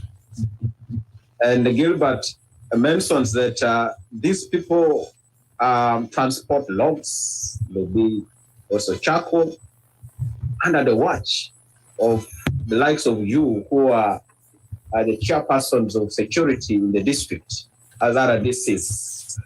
Please, let's have some response to that. Thank you, our moderator over there. Yes, indeed, I have heard about this allegation. And actually, I've also heard about it right now from the Honorable Member of Parliament here with us in the studio. But then I would also want to take it still at allegation level, because I am an RDC, and I have been in an area where the issues of SACCO was so rampant. My brother in the studio here, Wohata, can bear me witness. When I was in Agago, these elements of those so-called untouchable officers or those order from above have not experienced one, because it depends on how a particular individual is very passionate about his environment. Now, how would all those come from? Because our officers and any other officers in this country serve in line with the Constitution. And the Constitution is very clear, is what I use as my instrument of serving the people. If the Constitution talks about environmental protection and promotion of environments, you can't come using your whims and power and tells me otherwise. I will take on you head on. So I really want to take it as an allegation. If there is at all any RDC or any other officers doing such, is therefore acting unlawfully. And such a person must be exposed and then brought to book, because it is very simple. Now, who are those people? In fact, to me, I find maybe it is an individual kind of weakness. I want to see that such a thing happens in the jurisdiction where I am serving in the capacity of RDC in my district, and you come with your arrogation and abrogation of the law. I will put you to order. So that could have been an individual weakness, if at all it is a true allegation. This is what I can respond for now. But RDC, I know you have the forum of RDCs in northern Uganda. Yes. Please take that, what you call as allegation to your forum. Let your colleague RDCs check themselves. True. Okay. I've taken note of that, and then I will also discuss it in our forum, so that at least we strengthen that, because if we serve the people and live in the environment to die, then we shall have one of the worst legacy ever on record. So those are areas that we must stand tall and ensure that environments are not degraded or destroyed. All right. The people of Zoka are crying, and they are clearly saying those who are destroying the Zoka there, they have guns. Okay. We are going to also get back to Arua to listen to the guests here. Especially now, we'll be focusing on remedy to the environment. We have 50 minutes left to be out of this program. But before I invite the other guests, I want to go through the feedback from the listener, and maybe in your submission you may say one or two things on what the listener is saying. Listener, we're getting your feedback on the studio line. It is on text message. The text message line is 0393 273252. For this dialogue, the Northern Uganda Green Dialogue, feedback from you is through SMS give us your feedback on 0393-273252. And this dialogue is also on Facebook, Radio Patches Facebook. It's live, and Peter the Rock is streaming us live. Yes, let's go to the feedback here. And I want to start from with this one from Madio Kolo. Demaga, you are saying you are from Olepi sub-county. Your concern is local forest reserve is finished. Who is responsible? Arua or Madio Kolo district? Local forest reserve is finished. Okay, I'm trying to see who can respond to that, but yes. Okay, but that's one concern expressed here. Let's have this one. Stephen from Oriama sub-county. Thanks for this dialogue. My challenge is we as host community, we are not employed in the camps, but people across West Nile are the ones working there. Yes, that is in Oriama sub-county, and I know OPM you'll respond to that.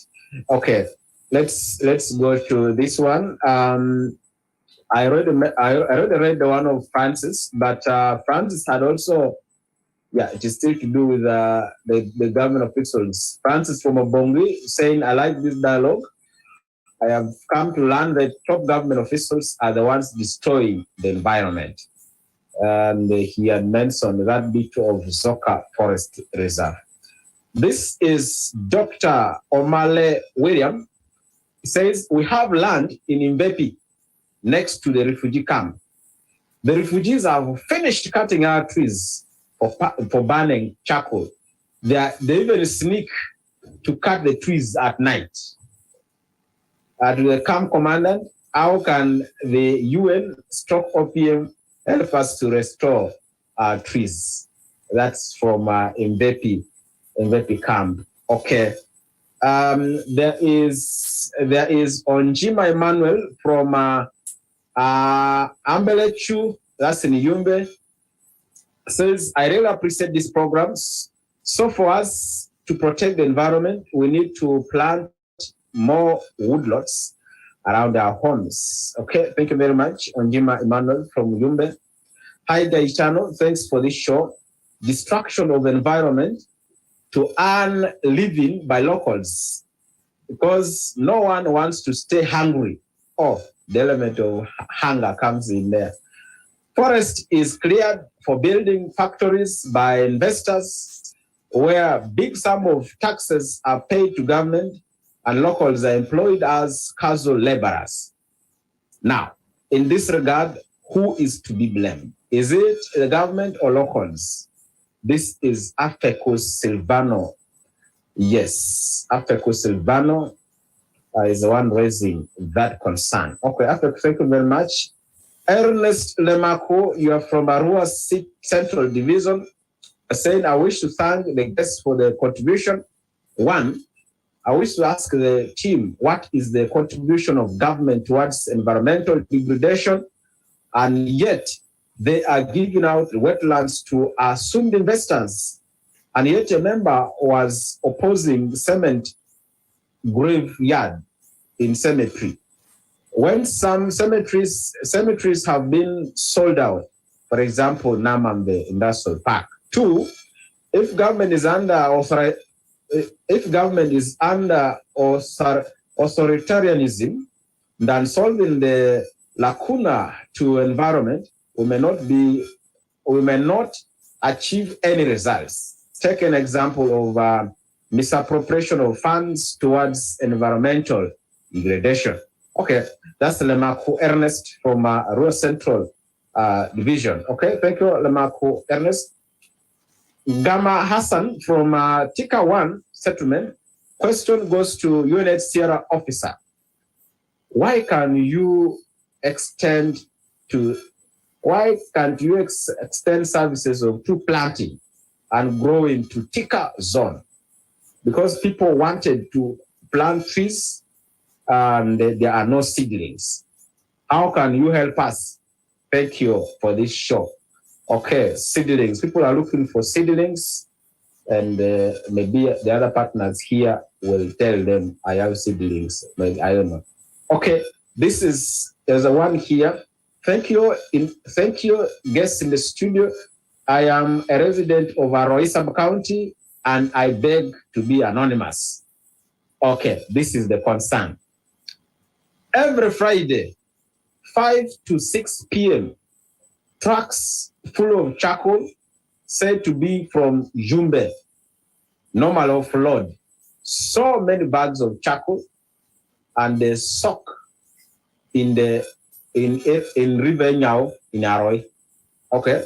The drivers tell us that soaking them in water increases their weight for factories in Kampala. Wow. And he says, I have personally worked in offloading and reloading this charcoal at Nyao. So, okay, and says, let the rural city authorities also come on board to explain the garbage situation in the town. Okay, this, oh my, but that's a serious concern. And it says 5 to 6 p.m., there is offloading taking place in Arua City. Patrick from Germany says Zoka Forest is going down every day and night. This is because government officials and LC5 and our children are not going to see some trees. Oh, okay. The message is a bit confused here. But it says Zoka is going down every day and night. All right, okay. That's a concern expressed from Germany. Now let's have this one. Godfrey from Yumbe. K Forest. Really, we are destroying our topography for nothing, and we shall suffer ourselves. Better to take care of it. Thank you. All right. Thank you very much. All right. And somebody says, why RDCs always side with government when people are crying? Let them watch their footmarks. Oh my. Okay. So of course RDC for Moro is here in the studio in Gulu. This person seems to be concerned that RDC is side with the government when people are crying. All right, now we have 45 minutes. I would like to give some 4 minutes each for guests who have not spoken. And if I can start with, we're interested in remedies to the destruction that has been caused to the environment. And you can explain that from your own perspective, what you have been able to do and what more can be done. And maybe saying 1 or 2 things about comments that have been sent here. And we'll start with Mr. Papi Simon from West Nile Foresters. You can also say something brief. Let me add 1 more minute to make 5 minutes. Say something brief about you. Okay, thank you, Mr. Gaetano, and my guest, senior panelist, Mukol and Simon Papi. I work for West Nile Foresters. West Nile Foresters is not a new company. We are about 4 years old now.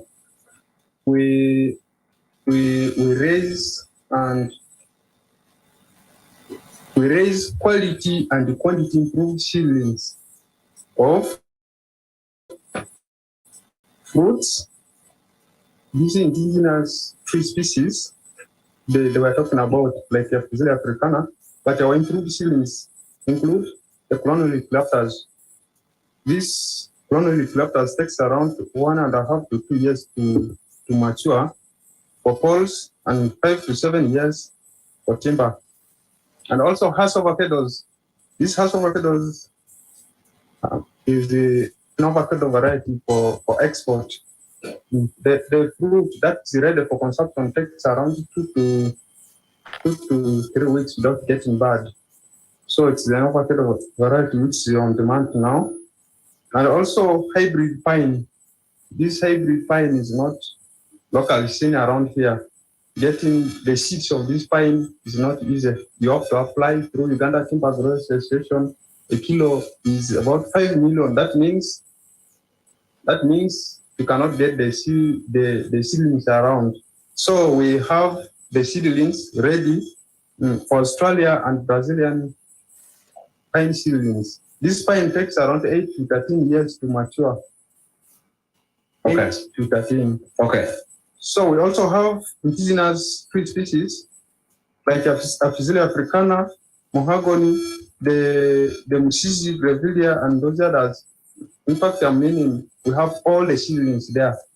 Their quantity and the quality. And they also have some plus add ornamentals. We don't only raise seedlings, we also provide extension services like planting these trees, establishing like woodlots, orchards, also train farmers, and plus other things.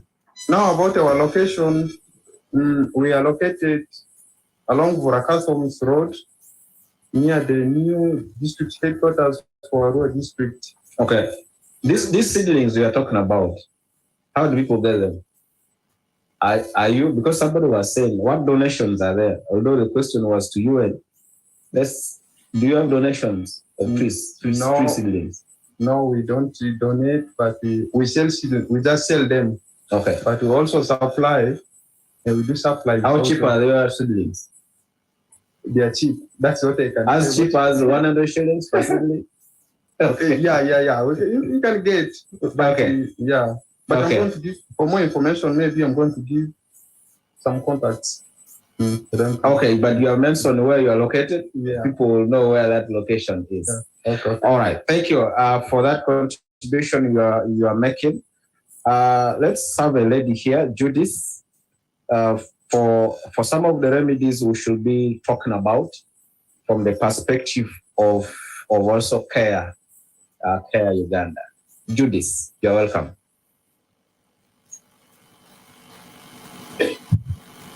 Thank you so much, Dr. Francis.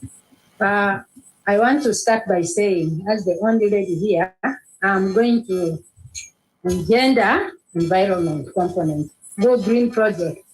I want to start by saying something brief about CARE. CARE is an international organization that works around the globe to save lives, defeat poverty, and achieve social justice for the poor and the vulnerable people, especially women and girls. The focus of CARE is mainly on women and girls.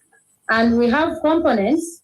We have 4 departments. One of it is livelihood, gender justice, humanitarian assistance, and climate justice, where I want to speak about. Climate justice, actually, when we talk of our Mother Earth, the Environment Day today, it's about our Mother Earth and climate justice. Why climate justice? Climate justice at CARE is one of the departments that is very key. Why? Because we call it climate justice, but you all know it can be environment management, different departments. Climate justice at CARE, it's a new paradigm shift that links human rights and development to achieve human-centered approach, safeguarding and rights of the most vulnerable, and sharing the burdens and benefits of climate change and its resolution equitably and fairly. I want to talk about what the UN person talked about. We're talking of environment, planting trees, and Arthur, who was from Moyo, I think, talked about talked about the role of many people who play parts in environment degradation and who is to be blamed. We are blaming the lower people at the household level. They should plant trees, but where is the problem coming from? And when we talk of equitable distribution, we see in the climate change component world over, the issue of climate change is created by many people. Those who have money, we rightfully said that they are cutting trees. The impact of carbon, the carbon issues is much greater than what the local people are doing. What are we doing? We are talking of the Africana Aphyselia being cut. What is the benefit for the local people? What is the burden on the local people? Especially I talk about women and girls. We all see the climate change impact, the shocks and the disasters, change in weather, the floods, everything. It affects women and girls most. And we had a small survey. Who at the household are doing productive work? It is the women and girls. Who is doing reproductive activity? It is women. Even planting this tree, we talk of the 3 million trees that are being planted. If we do at household level, who is doing this at our community? You find it is women and girls who are mostly involved in the productive work, in reproductive work, in agriculture, in everything. So my point here is, how can we involve the girls and women? That is the gender transformation. That is why I come with talking about gender transformation in environment. And that is a key component, because all this money we're going to put in, all the activities, if we don't do the gender transformation, we will not actually achieve this. So for me at CARE, most of the programs, we have one program in Yumbe, which is called Regreening Yumbe Communities, which actually aligns with Go Green campaign. And it is advocacy, supporting the local council to improve and work on bylaws and ordinances. But when you have these laws, when you have this awareness, when we don't involve the key persons, the women and the girls, are we going to achieve?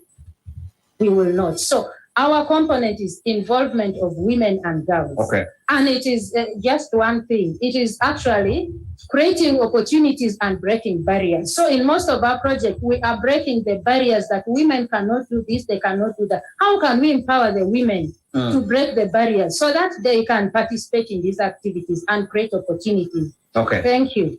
All right. Thank you very much, Judith, for that submission. Right. Now, thank you. To what you are saying, Dennis from Yumbe is actually saying they have 100 acres of land for afforestation in Dragini sub-county. Through UNHCR, is it possible for this year and the district to supply them with these seedlings and maintain in a short time? And when? I think you already mentioned you have advocacy to that perspective. Yes. And I think one of the issues I wanted to say is about where should the trees be planted. I want to give you an example. Like in Yumbe, we are talking of woodlot establishment, the issue of management. Who manages the woodlots? At what level? We don't want to plant trees, but we want to grow trees. So the approaches must also change. As I talk, let us see which approaches are key. I have seen we have been establishing woodlots, the 300 million seedlings. If we could see it, we would see West Nile really green. But what is the challenge? And one of the things is the land belongs to the landlords. And if you're talking of like refugees, they don't have enough land. They get how many? 50 by 50. They cannot do an extensive agroforestry practice. So can we also look at the landlords who have land like we're talking of? Can we change the approach so that those who have land, the landlords are the ones to give us land, and they also participate in planting trees than giving it to only the refugees and the host communities who don't have land. All right. So that's thank you very much, Judith. You can take your seat. Thank you. All right. That was Judith. She works for CARE Uganda. Right. Let's go to Omea Agribusiness. People may be wondering how is Omea helping us in environment conservation. Let's get that perspective from your own intervention. And we've also been joined here by Guma Gad. He's the sector manager for National Forest Authority. Guma, you'll be responding to us to some of the concerns at some point.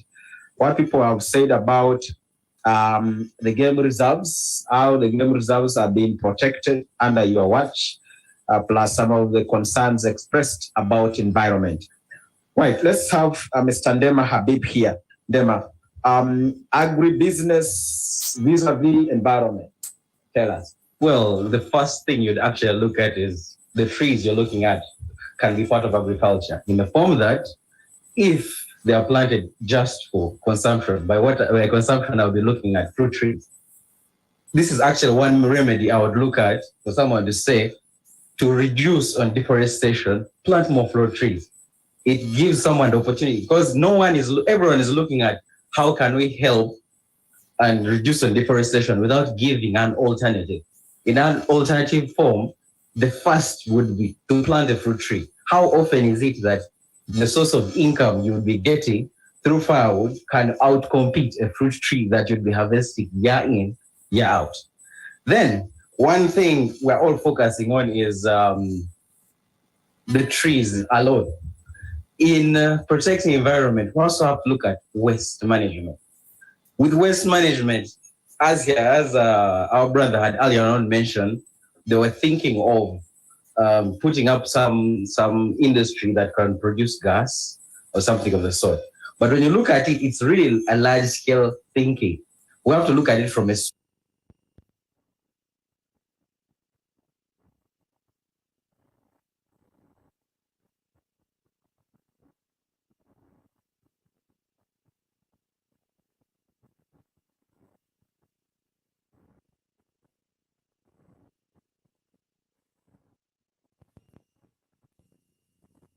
because our target is you preserve the environment, but using what's around and not altering or affecting it.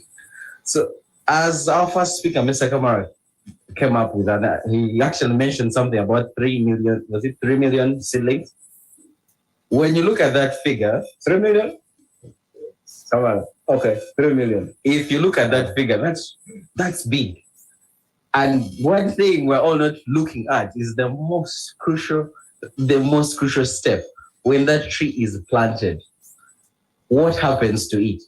Because if we were to say, yes, those 3 million trees are planted and they're taken care of, and we take off a small percent, we say 20%, I would be looking at close to about 2.4 million trees remaining. What impact would that 2.4 have if it was well taken care of?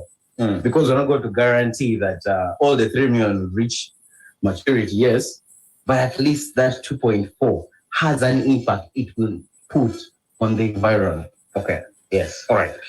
Thank you very much, Omea Agro Business, for that input. And let's pick it up from you. And we have Dan Church-Aid, the gentleman for Dan Church-Aid. Adema Felix, if we can have you on board. But what somebody mentions here, they have land in Dajini.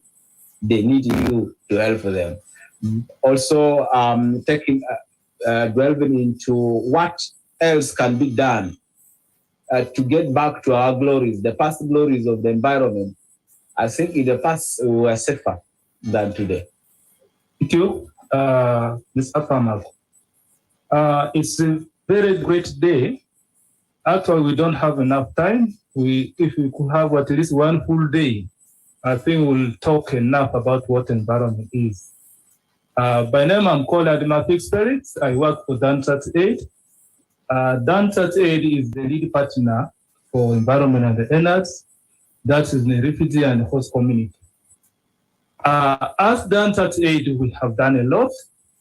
So the remedies which we have, or how we are sorting out the issues of environmental concern, for today's issue, let us look at the root cause and the dynamic pressures. That's how we can solve the issue of environmental concern in the refugees and the host community. A root cause is what drives the people to damage the environment. That one needs to be first solved. People talk about the poverty. And if it is the root cause, how can we solve this issue of the poverty to solve the issue of environmental degradation? So one of the things which we have to do is we need to get at least way of people to get at least something little for their survival. Who can do that or who can give that? That's also another question. It means the government has to come in to help the poor, because the poor people at the local context are the one destroying the environment for their survival. What can now the local government do for these local people is key. If we don't address that, we will always talk about environmental degradation a day after another, but the degradation continues. So it means all the stakeholders has to come in. UNHCR in the refugee context is doing a lot to help the locals. But what about the sub-county? Because it's not only the people of concerns who are destroying the environment, the local communities also in this particular area per se do also the destruction. It means the lower local government has to also come in. The second issue is, what is the dynamic pressure? So if the dynamic pressure is, we don't also talk to these people, they are not sensitized, it means they do whatever they want. So it means the partners also to intervene. We need to educate the community on how best to conserve the environment, because some of the communities, they are doing this destruction without knowing that they are destroying it. If you take the trends analysis, previously our country was really green. The part of Africa was much seen if you see Uganda. But the situation now is the growth of Uganda is more like the growth of a young man. From the beginning, you will see a young man grows very handsome with the hair, with everything. But the situation we are in is where a young one now grows where the hairs keeps disappearing. We now call this situation as a man who has a bald head. So what is now the effect once you have the bald head? It means you have already lost your hair. It means the beauty of this young man cannot be seen. So it is a touching moment. It doesn't need only one partner to come on board to talk about this environment issue. It's not only the tree, the weather itself is changing. The water as a resource is dwindling. The river valleys are lacking water. The health situation is alarming. So it means everyone who is using environment to holistically come on board and support the protection of this environment. So there are two questions which someone asked, I think one or two. One is from Tika. Yes. About the tree seedling. This year as a partner through UNHCR, I think where the seedlings are raised by NFA, gives tree seedlings to people who are interested to grow trees. We don't have that boundary of tree growing. So it means anyone who is interested can come to you. Who has the land can come to DCA. Okay. You will come and fill your form. Okay. That form you fill, you take it to NFA. That is approved form from DCA. I think it has been UNHCR contracting NFA. So we approved the form. You go with the form to NFA. You get your seedlings. Okay. And we have also given seedlings beyond Tika to Madi side, to Madokolo, and other part of other parts of the West Nile. Okay. Have also planted the trees which we approved from NFA. Are you there in Juman also? Well, there is a UNHCR IP. People to come? The UNHCR IP in Adumane.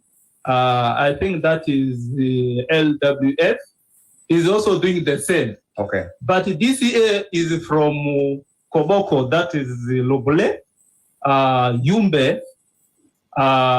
We have Arua, that's in Arua, we have the Rhino Camp, and also in Vepi and Kiriadongo. This is the lot where we give the seedlings to the people over the beneficiaries of interest. We don't give to anyhow like as people used to distribute before. Okay. We don't distribute but we give to the beneficiaries who are interested, who have prepared their land, who have the interest to grow the tree.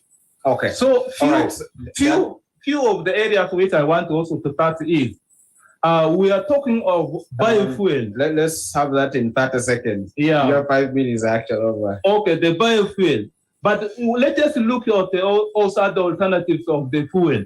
One of it, we talked about one of the technologies, Lorena, which I think the UNESERA has talked about.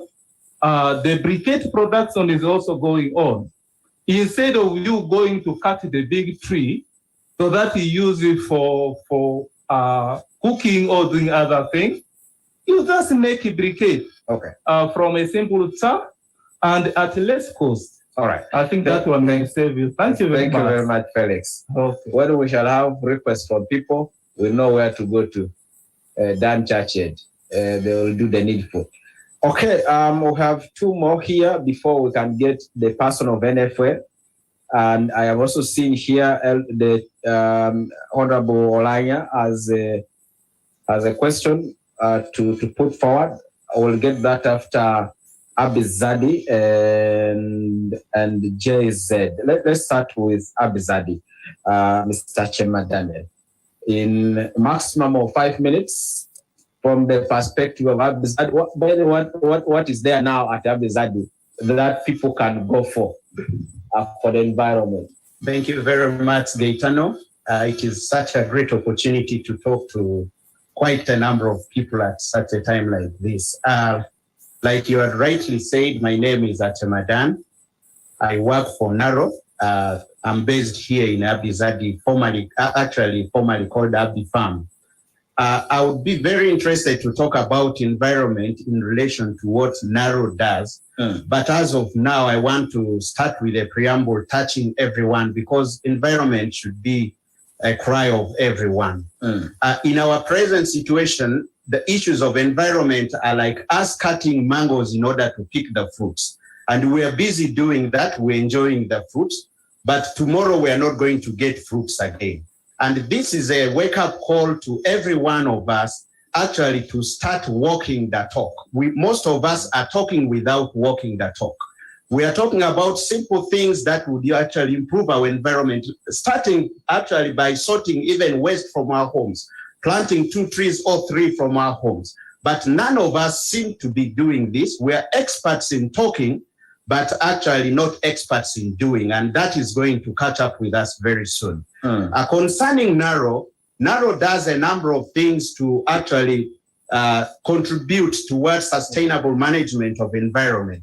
And when we talk about sustainable management of environment, most people have always been thinking about preserving these things without getting something from them.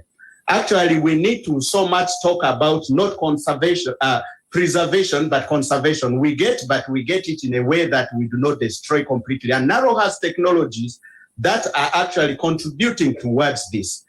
From the agroforest section or tree department, what we are right now doing is to reduce the lifespan of some of the indigenous trees that stay very long in order to reach their maturity to shorter periods by doing grafting technologies. And we're trying to graft indigenous tree species like shea, which take quite long to start fruiting. And the research is getting actually closer to a breakthrough where we're going to begin to establish orchards of some of these indigenous fruit trees. And elsewhere, studies are also going on at the level of to see to it that some of the indigenous tree species like the combretum, which people like so much for making charcoal, how they can be raised from nursery and also planted. And that said, there are other interventions from the part of research, because when we talk about environment, there are also other technologies that work towards reducing actually waste to management of what we get, especially post-harvest handling technologies and also better processing technologies, especially for things like fish, where smoking, we know when we smoke fish, actually the quality we get is not always good, but we have a technology that reduces smoke in fish and makes us to get quality fish. Now that said, I want to come back to us actually the people who are so much facing this trouble of climate change, not climate change, environmental degradation. When it comes to issues of environmental degradation, we need to actually approach this in a very holistic manner. Like the previous speaker spoke, I want to also allude to it that what pushes people to degrade is actually the stomach problem, the lack of something to eat. So when we are talking about conservation, we need to holistically address, because if we're going to stop someone whose source of livelihood is only charcoal from doing that business, we are actually causing murder. But we should be able to think otherwise. As we're doing this, what other alternatives are available for these people to survive? In that case, we need to do holistic kind of approach where we should actually provide for these people some alternative as we stop them from doing this.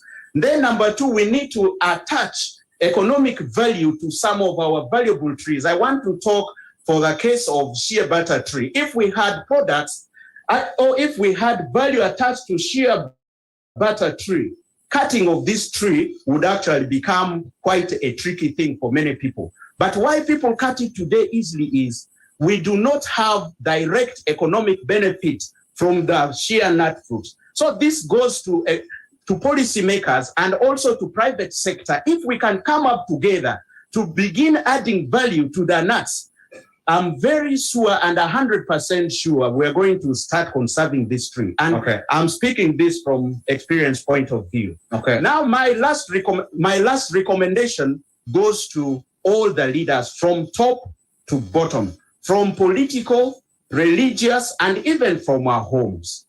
Please and please and please, let us start valuing our environment. Let's start actually doing simple things that are going to count so much when it comes to issues to do with the environment. It is very disheartening. You go in the towns, in most of our towns in Uganda, someone eats just maize, you buy maize cob, you just peel and throw the cover just on the road, and it is a normal thing for us. This takes us to change our attitude, and it must start with me, and it must start with you. Thank you. In conclusion, let me just now conclude by saying one thing. In conclusion, please, let us love the trees. Let us love them, because they are the only true friends who will die with us, and they will always be with us. Even if you go to your grave, they go with you in the form of coffin. They are the only honest friends of ours. Thank you very much. All right, thank you very much from Abizadi and for that beautiful submission. That's Achema Daniel. We have JZ and actually Echo Uganda. That will be giving some submission. Let's go to JZ for that submission from the perspective of JZ. But quickly, somebody feedback from for Judith here. There is this feedback from the Diocese of Bolzano in Italy, and this feedback says, congratulations to Mrs. Judith. Very true. Women shall be involved in the programs. Women will really bring a big change. Okay, greetings and congrats for the good program today. This is Irene from the Diocese of Bolzano in Italy. All right, let's have JZ. Yes, that is JZ here is represented by Mr. Oyaku Samuel. From what JZ does, let's see how the environment can be saved. Thank you, moderator. Good afternoon, listeners. I'm Samuel Oyaku, technical expert, energy access in displacement setting. As JZ is a development agent that has supported a lot, especially in the areas of the environment. But under energy cluster, we have a program called Promotion of Renewable Energy Efficiency Program here in this country. We have supported a lot at a national level, district level, and also in relation to what UNHCR is doing, we are one of the operating partners. I want to first concur with my brother Asega. If every home was having, say, an improved cook stove or a Lorena, I believe we would talk less. We would have seen a lot of progress in terms of how our environment is preserved in relation to tree cutting.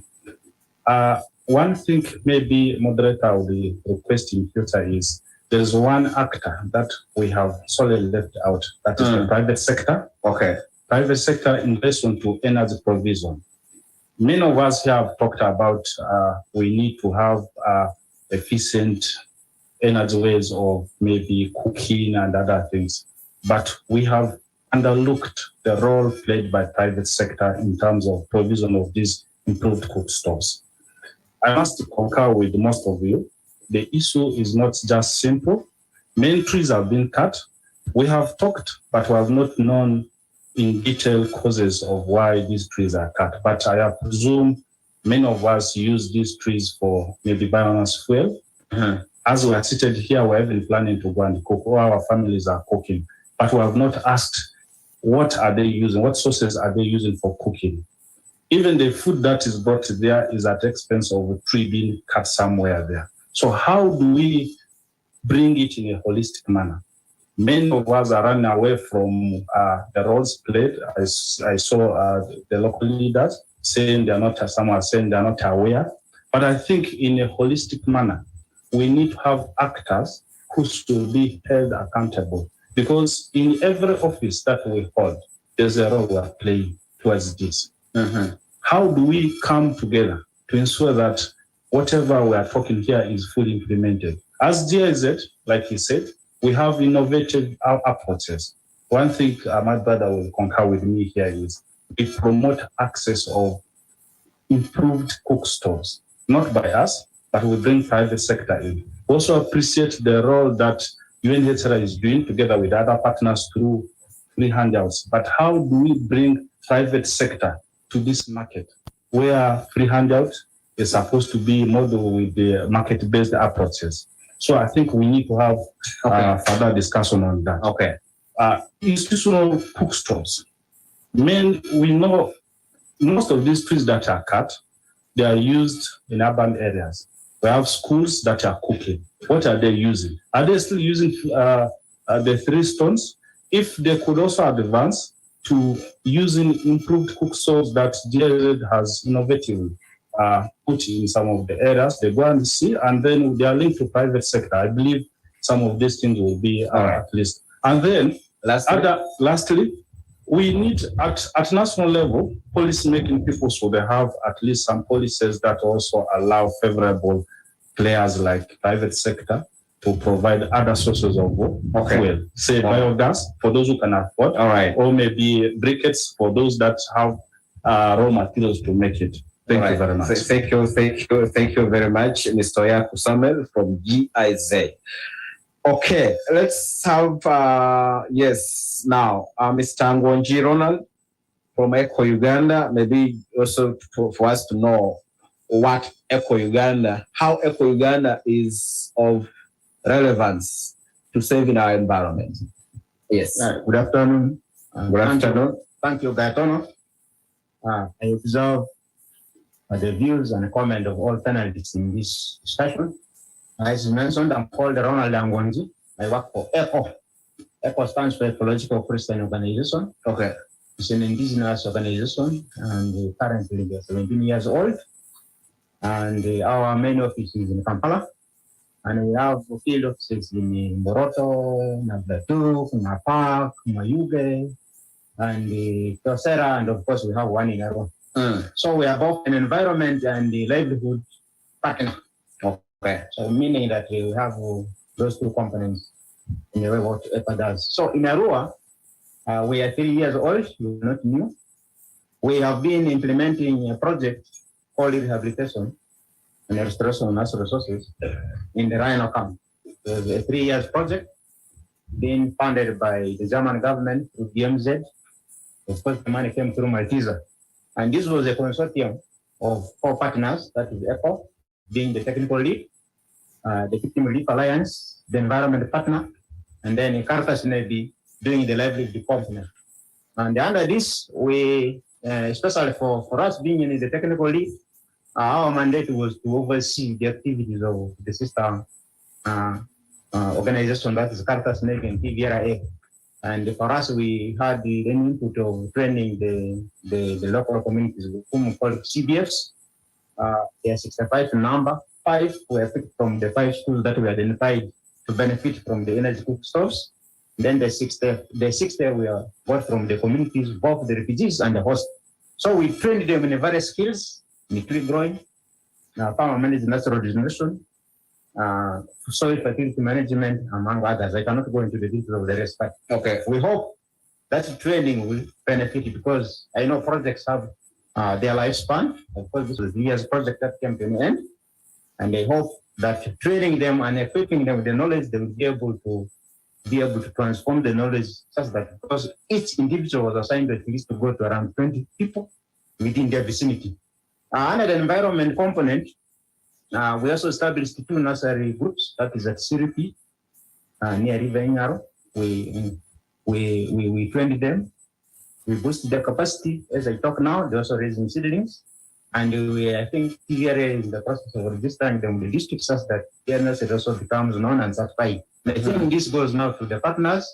I think those people also have seedlings. For those who don't have enough seedlings, you can still consult them and count for them.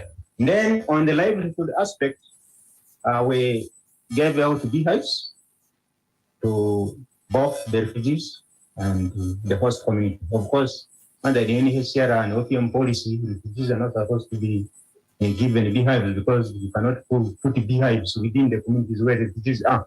But we encourage the refugees to liaise with the community, such that they were given land and where the beehives were established. In 30 seconds. Yeah, and hopefully that was done, and I think it was this kind of success. And then the 5 schools where we conducted energy stops, like Ejome, Wangoro, Siripi, Hope Primary School, and Oshia. These schools were identified based on the feeding program that was going on. And then one, and of course not least, the biggest achievement that organization did was to develop the district environment action plan for Terego. And as I talk now, it is already working too, and it's just waiting to be signed by the top leadership of the district. And I think all environment partners, not all environment, but all partners, because environment cuts across the broadcasting thing. So irrespective of the intervention that we're doing, that one will be a document that will benefit the rest of us. All right. Thank you. All right. Thank you very much, Gonji, Ronald from ECHO Uganda. Now we only have 5 minutes to 1 p.m. The time has run so fast that I will wish to have more time, but also the next programs on the radio are coming. And now we'll want to go to the last remarks. I am going to start with NFL. I'll pick one from Gulu, and then I'll pick one from Moyo Associate. Gulu, we can. Okay, Gulu, Gilbert, you had a question. Maybe let's first go to Gilbert. Maybe your question could go to NFL also, but then the RDC will have for us the last remark from there. In Arua, we will end with UNHCR. UNHCR here in Arua. Can we have Gilbert here? Gilbert, Honorable Gilbert. Yes, thank you so much. I wanted to ask. Maybe you can start in 30 seconds. Yes, I wanted to ask NFA.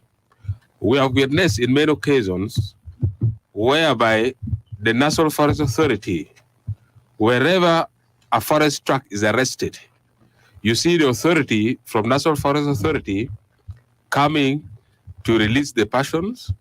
And I have witnessed personally, we have the environmental protection officers, those are who are based in Karoma.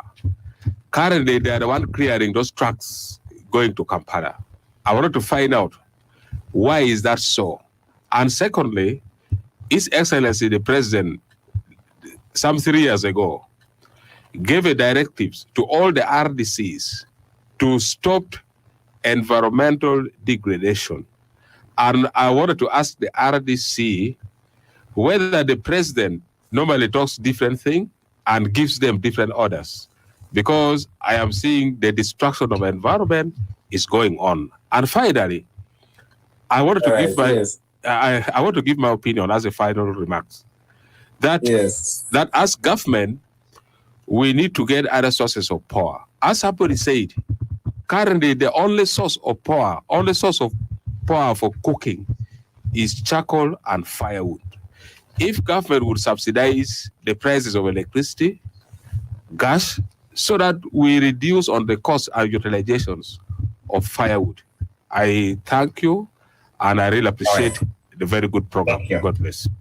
Very much, Honorable Gilbert Olainya. Now, NFA. Thank you very much, Gaetano. My name is Gad Guma. There are very many concerns that I need to. Can you summarize? Let me give you about. 3 minutes. Summarize them in 3 minutes. It's okay. But I want to begin by saying that all the issues you have raised end up with the tree planting. And you have mentioned the NFA to be part of it, which is true. After now, we have realized the problems.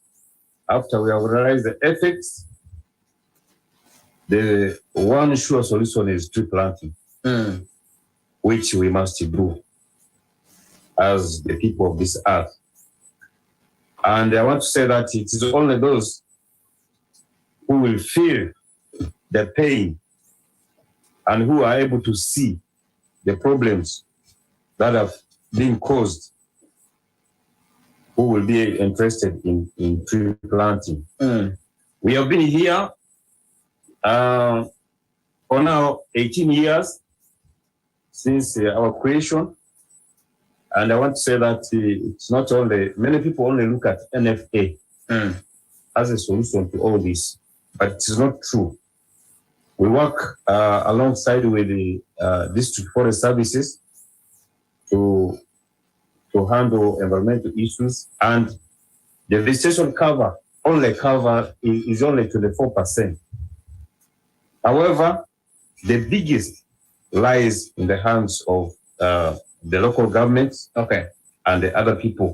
So therefore, if you can go direct to those particular concerns. Yes. What Gilbert has said, is there order from above? I think something like that. Also, what is happening to Zoka Forest? That's the game reserve. Ajay Forest, game reserve.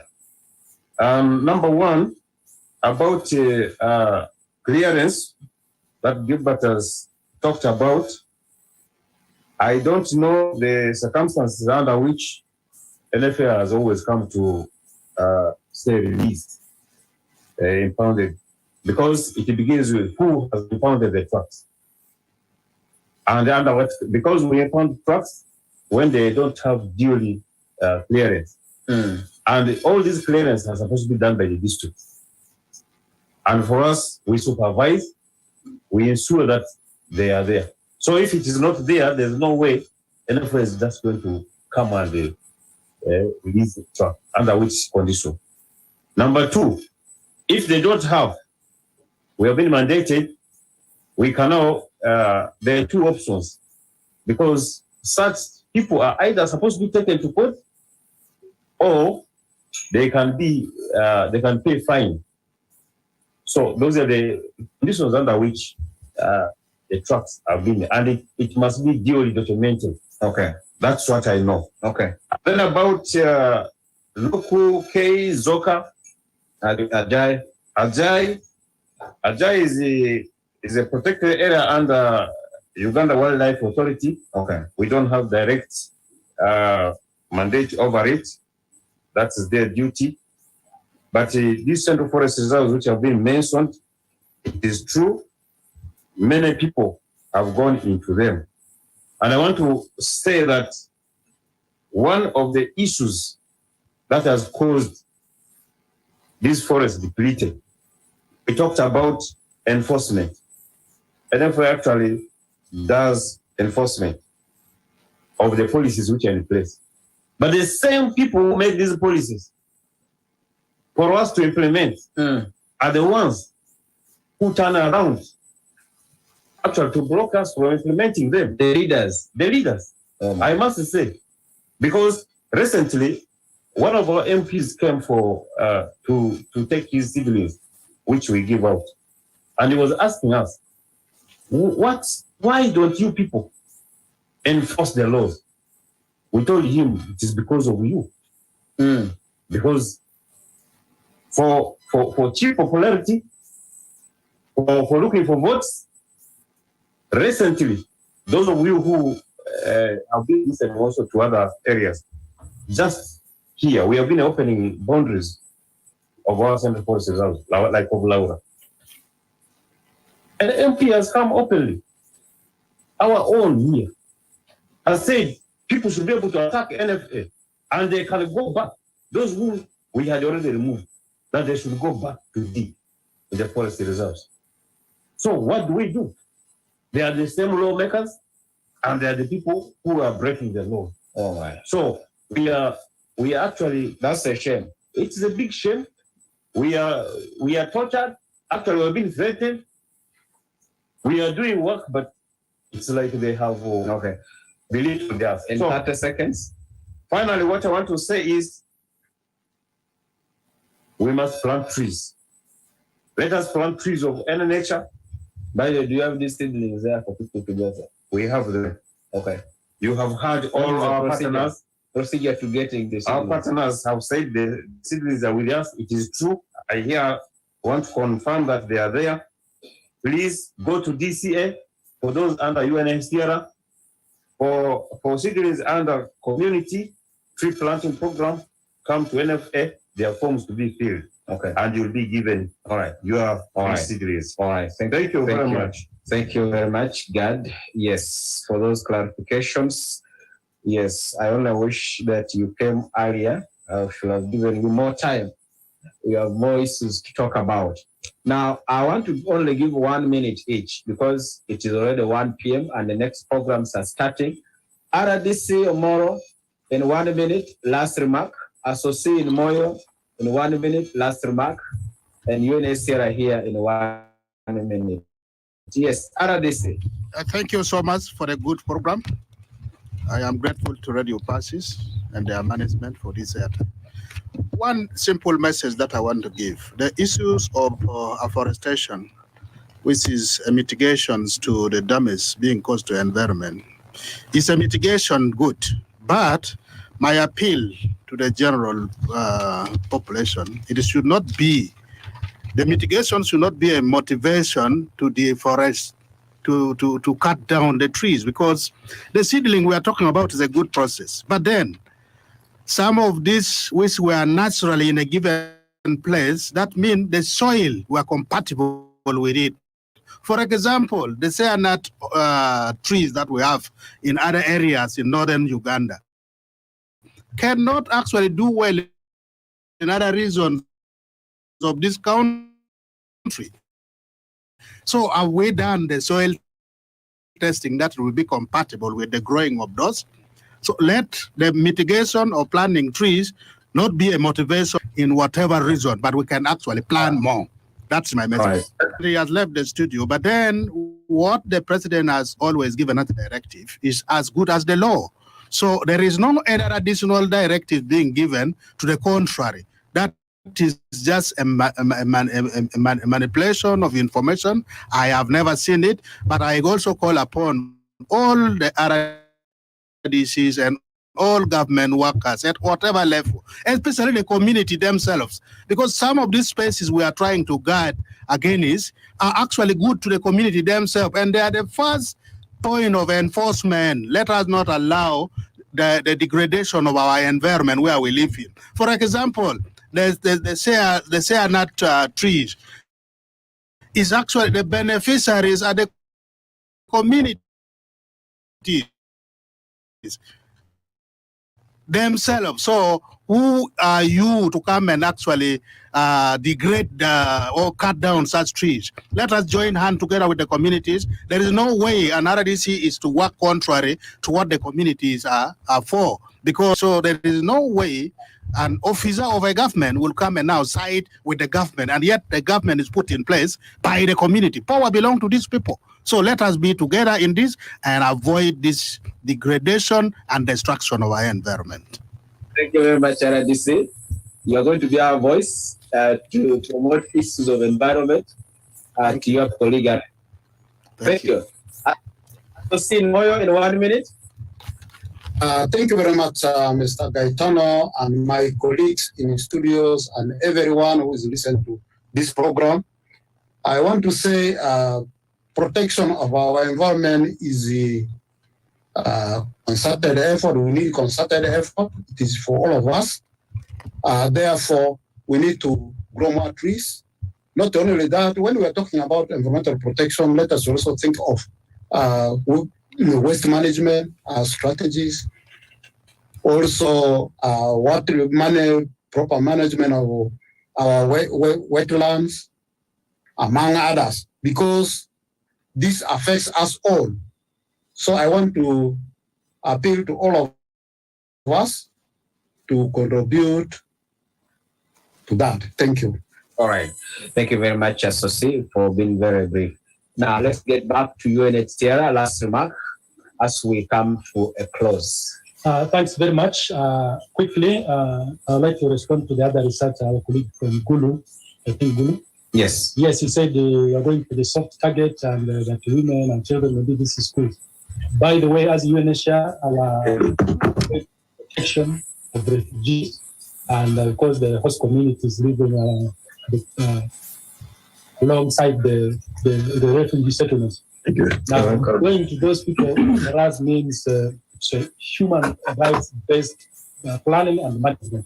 If they're not involved, and if they're not involved at the start of the response, that means we'll be doing the service.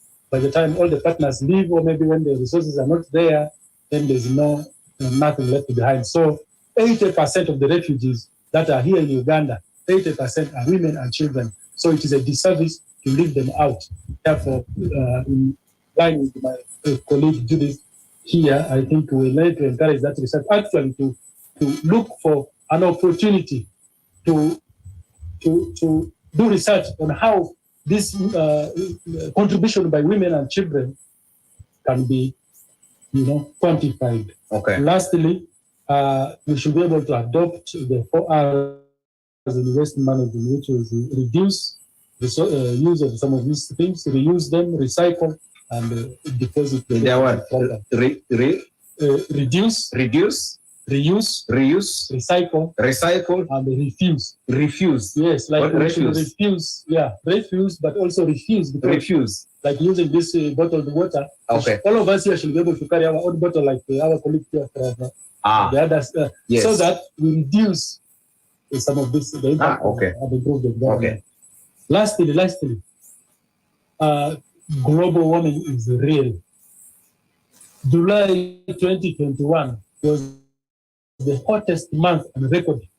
So as we go back to our homes, all of us should be able to take responsibility from our homes to the offices and the organizations. All right. Thank you very much. All right. Thank you very much. Refugee Day is on 8th. On 8th. In Bepi. All of you are invited. Okay. Different activities, including the football match between the women and the partners and the radio parties and so on. Yeah, if you bring radio parties in perspective, you can be walloped. Okay, now that's why we'll come to our close. I want to appreciate you for listening to this dialogue. I want to appreciate all the guests, our panelists for coming for this discussion, the Northern Uganda Green Dialogue, and we had the panelists seated in Gulu's studio and also in Moyo's studio. I want to appreciate you, our guests there, panelists there, and all those who managed to come to the pavilion here in Arua. I want to appreciate you for your time and for the deliberations, for the good of our environment. And listener, this dialogue has been on Radio Patches 90.9 in Arua, 101.4 FM in Gulu, and 104.8 FM in Moyo. My name is Gaetano Pamako. Now we'll be switching to the other normal programs of the radio. Have a wonderful weekend.